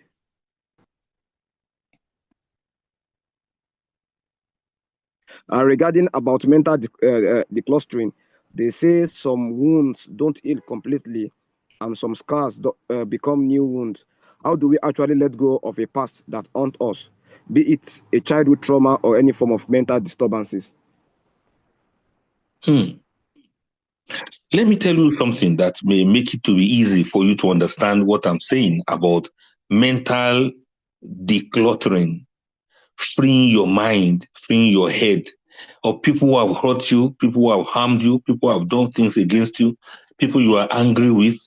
The thing is, if you don't let go truly, you will not give room for more blessings in your life. A lot of things will be going wrong, and you are going to remain on a spot. It can be very difficult. You can speak to yourself and say, all of you that have offended me, all of you that have hurt me, I release you, I forgive you, and I release your thought from my mind. It's a neurological thing. If you can repeat this to yourself, it's a kind of victory that's in form of dua. You give permission to them to evacuate your brain. You give them permission to move away from your mind. You've forgiven them, you've let go of the past, and you are no longer the past. You are a lot much better now than before. The part of you that they hurt was in the past, not now. The you that they disappointed, the you that they betrayed is now in the past. You were who you were by that time, but now you have moved forward in life. You are not that person again. You are a totally changed and a totally different person now. So you release all of these hurts and feeling of pains. You release it from your heart. You release it from your mind. You release it from your memory. You delete it as much as possible, and you open new leaves for a better life for yourself ahead. If you can say this to yourself, hopefully, with Allah's permission, you are going to be free of all of these things. And mind you, it's because these things have been so cluttering and weighing very heavily on our hearts. That's why new blessings don't come. That's why new opportunities don't come. That's why we keep thinking in terms of the past rather than thinking in terms of the future. We keep old relationships that do not serve anything, and because of that, we don't give room for new relationships that will change our lives for better. I put it to you all as a form of suggestion that it is the more you hold on to the past about the hurts people have done to you, the less you have the opportunity of good people that will bring benefits to your life. We all have human bytes, the way you have gigabytes. There's a limit to which you can keep things and people in your heart and in your life. If you don't remove the old ones and allow new ones to come, there will be no space for new ones to stay. So remove these old hurts and begin to look at good things. I want to guarantee you that the moment you start looking ahead, you start appreciating the present, and you start putting the past where it belongs, automatically you will see that many more goodness will start coming your way. New friends will start coming up. If you start today, you start deleting old numbers that you don't know, that you don't contact, you don't remember, and they don't do anything to your life. By the time you start deleting these numbers from your phone, for example, inshallah, within a short while, more new persons will be showing up in your life that you are going to save their numbers in your phone. And this will be people that will bring benefits to your life. This is a spiritual thing. I don't have any proof for it because it's a topic in spirituality. But it is one of the things we may have to look into, that if we don't allow the old things to pass, new things will never come up. Most of the prophets of Allah, they had to forgive. Muhammad sallallahu alaihi wasallam forgave the Meccans. By the time he came back to Medina, he said, all of you guys, what do you think I'm going to do to you today? They said, Muhammad, we know you're a nice guy. He said, well, I've forgiven all of you. He let go and he continued to move forward. The same thing happened to Yusuf. He let go and he continued to move forward. Many of those prophets, you see the examples in their lives. It may be very difficult, but something that is worth trying. And I want you to mentally delete all of these hurts from your life. It might be difficult, but please, continue to make the effort every day. If possible, write it down. Oh, you so person, if you know the person's name, you have offended me, and I feel the hurt up to now. I release you, I forgive you, and I remove you from my life for good. You will fold that piece of paper and you will say Bismillah and throw it away. Do Bismillah and burn it. Anyhow you want to do it, so that the spirit of that attachment, maybe amongst the genes that are really rubbing these things into your brain, that are tattooing it into your brain, maybe that way you'll be able to exorcise yourself of them. Recite Ayatul Kursi in it and burn it and throw it away.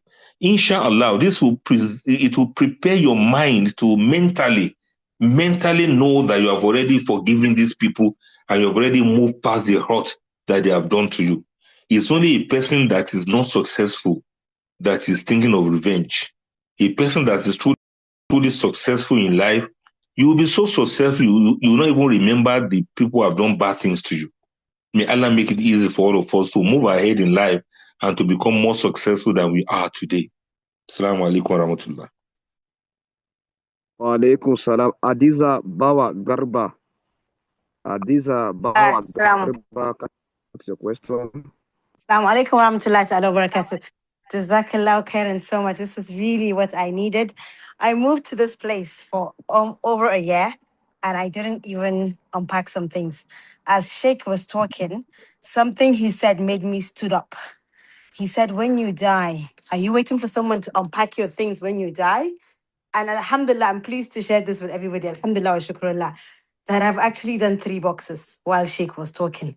And, and I feel so relieved. I was like, Ya Rab, Allah sent Sheikh to me today so that I can actually do this part of the living room. And mashallah, it looks, I even feel freer. It looks much neater, you know? And inshallah, I'll be getting rid of a lot of things and keeping some things I was looking for. I even found them, you know? So Allah. alhamdulillah, alhamdulillah. And then this is just more of a, so Jazakallah khairan. And this is just more of a contribution, something I do to free my mind before I sleep. Not every night, but I know when I do it, it helps me sleep better. It's called a brain dump. So just for 5 minutes, I want to clear my head so that I don't have anything disturbing my head. So I just get a plain piece of paper and I will just dump everything that I'm thinking of. Just dump it on that paper. And then, alhamdulillah, sometimes I'll look at it and I'll see, subhanallah, all these things are taking space in my head that I can't even do anything about, you know? Because end of the day, Allah is the one in charge of all of our affairs. And He loves us more than we love ourselves. So nothing He does to us is random. Everything is perfectly designed for us. But I find that, mashallah, when I do this brain dump, it helps me. And then it's like, now I understand it from Sheikh's talk, that is like a bit of a declutter. And then I always sleep better when I do that. Jazakallah khairan, Sheikh, for everything you're doing for us. Alhamdulillah. Thank you very much, Hadiza. May Allah bless you. See, that is a convert there. A convert to a life of minimalism. Take things easy, remove what is not necessary, and you'll be free with your life. And honestly, many more new things will be coming into your life, inshallah. May Allah make it easy for us. I'm really pleased that you expressed your experience in the whole thing. Jazakallah khairan.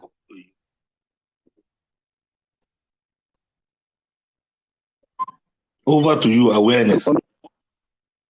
Karim Olawale, kindly Assalamu alaikum. Wa alaikum salam. Yes, Ustaz Kazim Olawale, Bismillah. No. Jazakumullah khairan. Some years back, I separated with my ex, and she left some bags, some jewelry, and some other things like that. And I've been thinking of how to move those things. I don't know how to go about them. And these things are actually disturbing. They are not with me, they are with my sister, but it's disturbing them. Then I'm thinking of how do I move it back to them? I'm thinking of, okay, if I move this thing back to the family, they are going to feel bad or something. I didn't just know how to transfer those loads back to them. These are the things that are very valuable to her when she was with me. So now I don't know how to go about it. Just advise me. All right. You are being very sentimental and emotional about it. You have to be brave about it. The Quran says Allah has commanded you to return people's things to them. Return things that belongs to others to them. I hope, make sure you don't die while those things are with you. You know what I mean? So be brave about it. Package everything that belongs to her. You said she's ex, that means she's still alive. So it's her thing. But if she's late, it is still her thing. It belongs to her people. Unless if it's a thing of inheritance that you say you give to her children. So in my own opinion, don't be too sentimental. If they are not with you, they are with your sister or somewhere. Tell them to package them and send. You don't have to take them there by yourself. You know what I mean? There should be somebody in her family that you know, that you can call and say, Salam alaikum, they are bringing so and so thing for you. It is for so person. Or if your ex is still alive, you can send it to her. You don't even have to call her if you don't want to call her. But your sister or anybody like that, they can package and say, some of your things were still left behind. I will try to bring them to you. No hard feelings. They are not yours, so you can't keep them. May Allah make it easy for us. Jazakallah khair. وإياكم.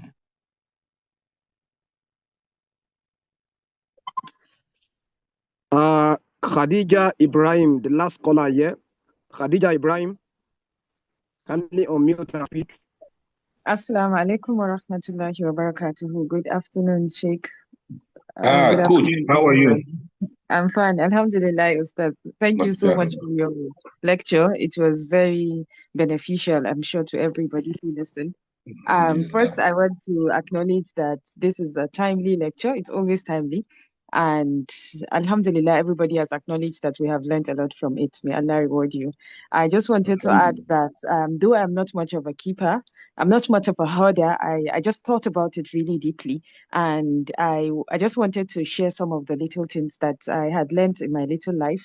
While I think there were two special episodes that helped me, or three, let me see. So growing up, I grew up, my father is a military man, so we used to move a lot. So we'd move after 2 years, 3 years, move to another place, move after 3 years, 4 years, move to another place.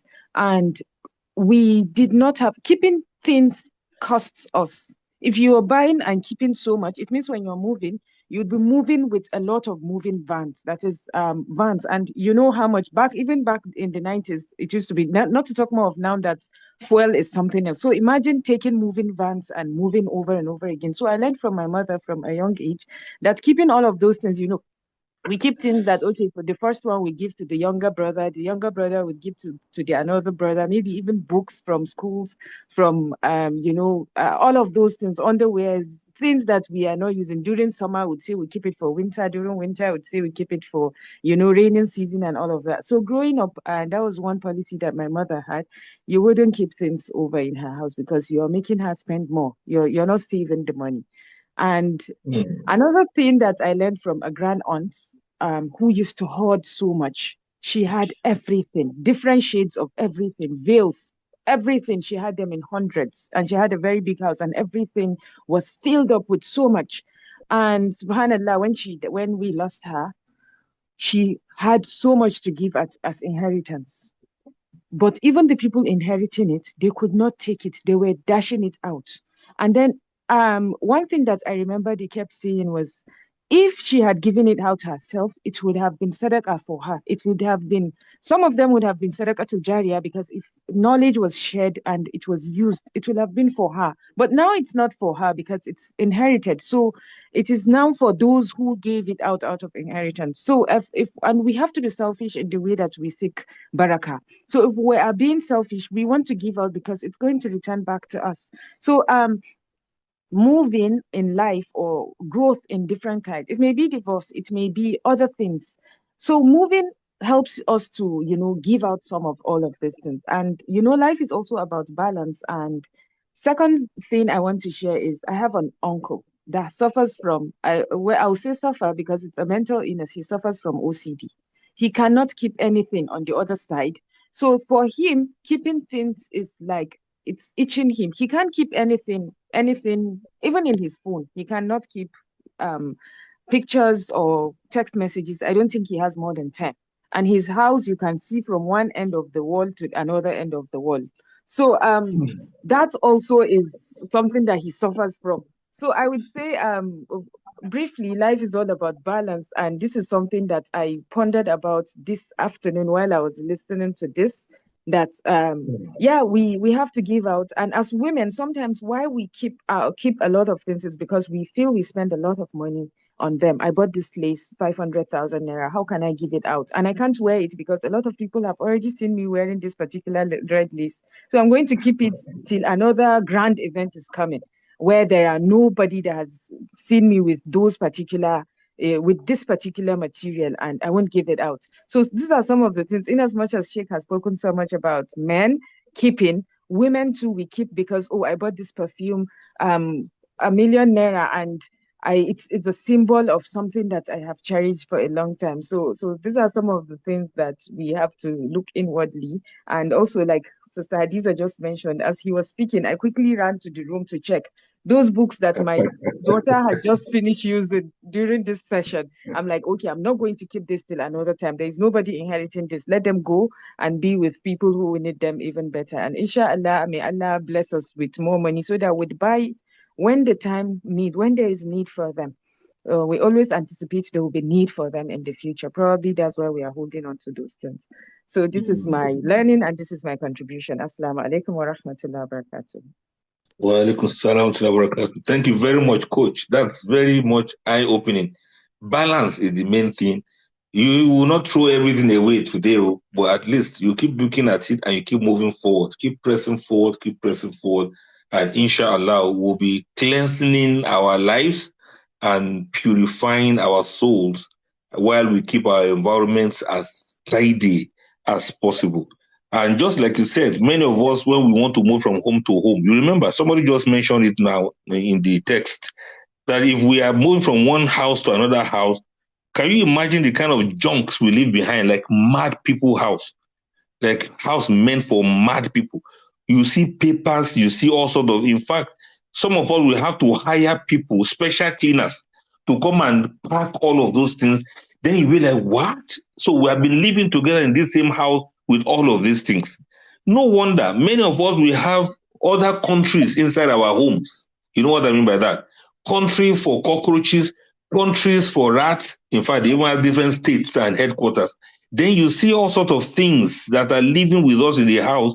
We don't even know because we have cluttered the whole place out.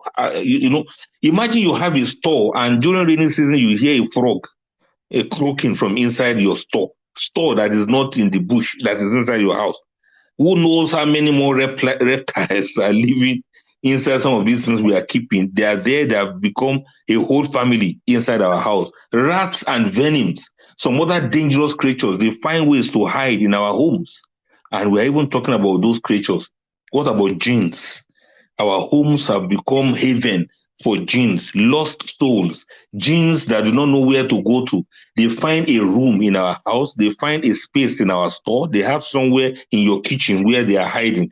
Then things will start missing, people will start falling sick, some calamities will start happening, bad dreams will start happening. Check under your bed now whether it's not a nightmare on its own, talk less of the bad dreams that you are going to be having.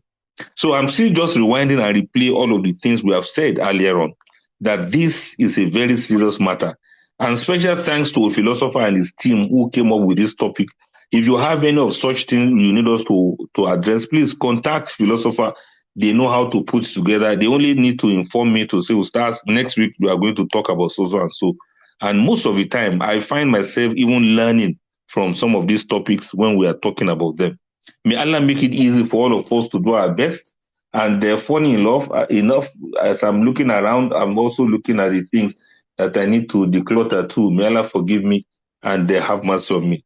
Let me ask all of you this question now. You are going to give me the answer. I don't know what to do. You have to advise me. When we used to do lecture those days, I'm talking about 30 years ago, we used to write lectures by hand.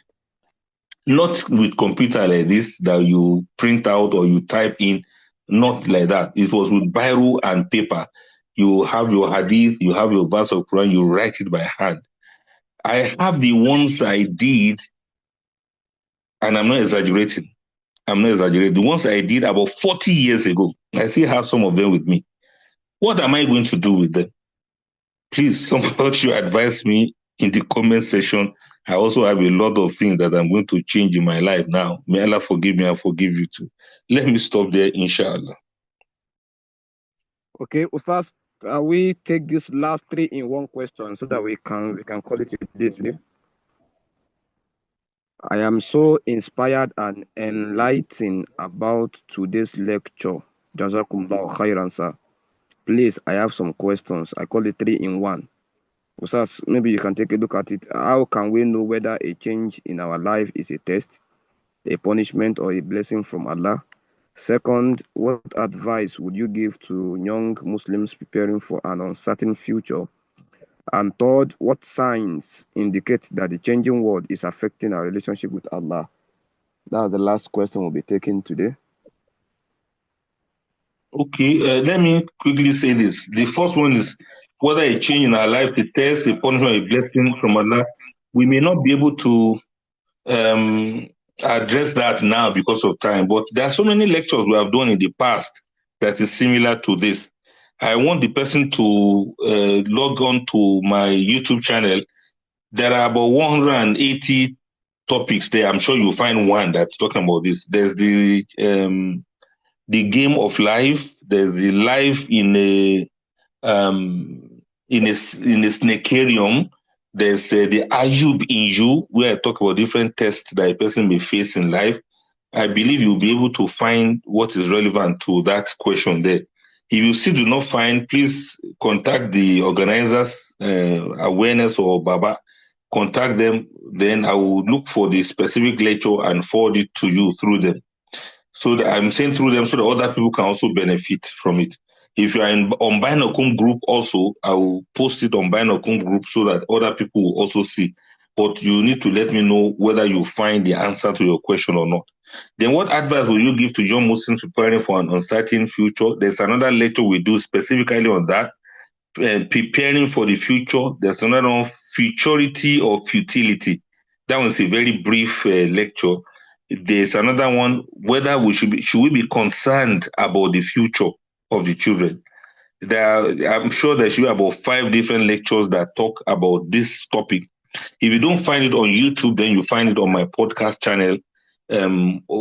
Somebody who has it should post it Spotify. That's the podcast channel. You'll find, certainly, I'm sure I've talked about this before, about the young Muslims preparing for the future, preparing for marriage, and so on and so forth. You want to get married? Are you prepared? There's another lecture recently. That one is certainly on the YouTube.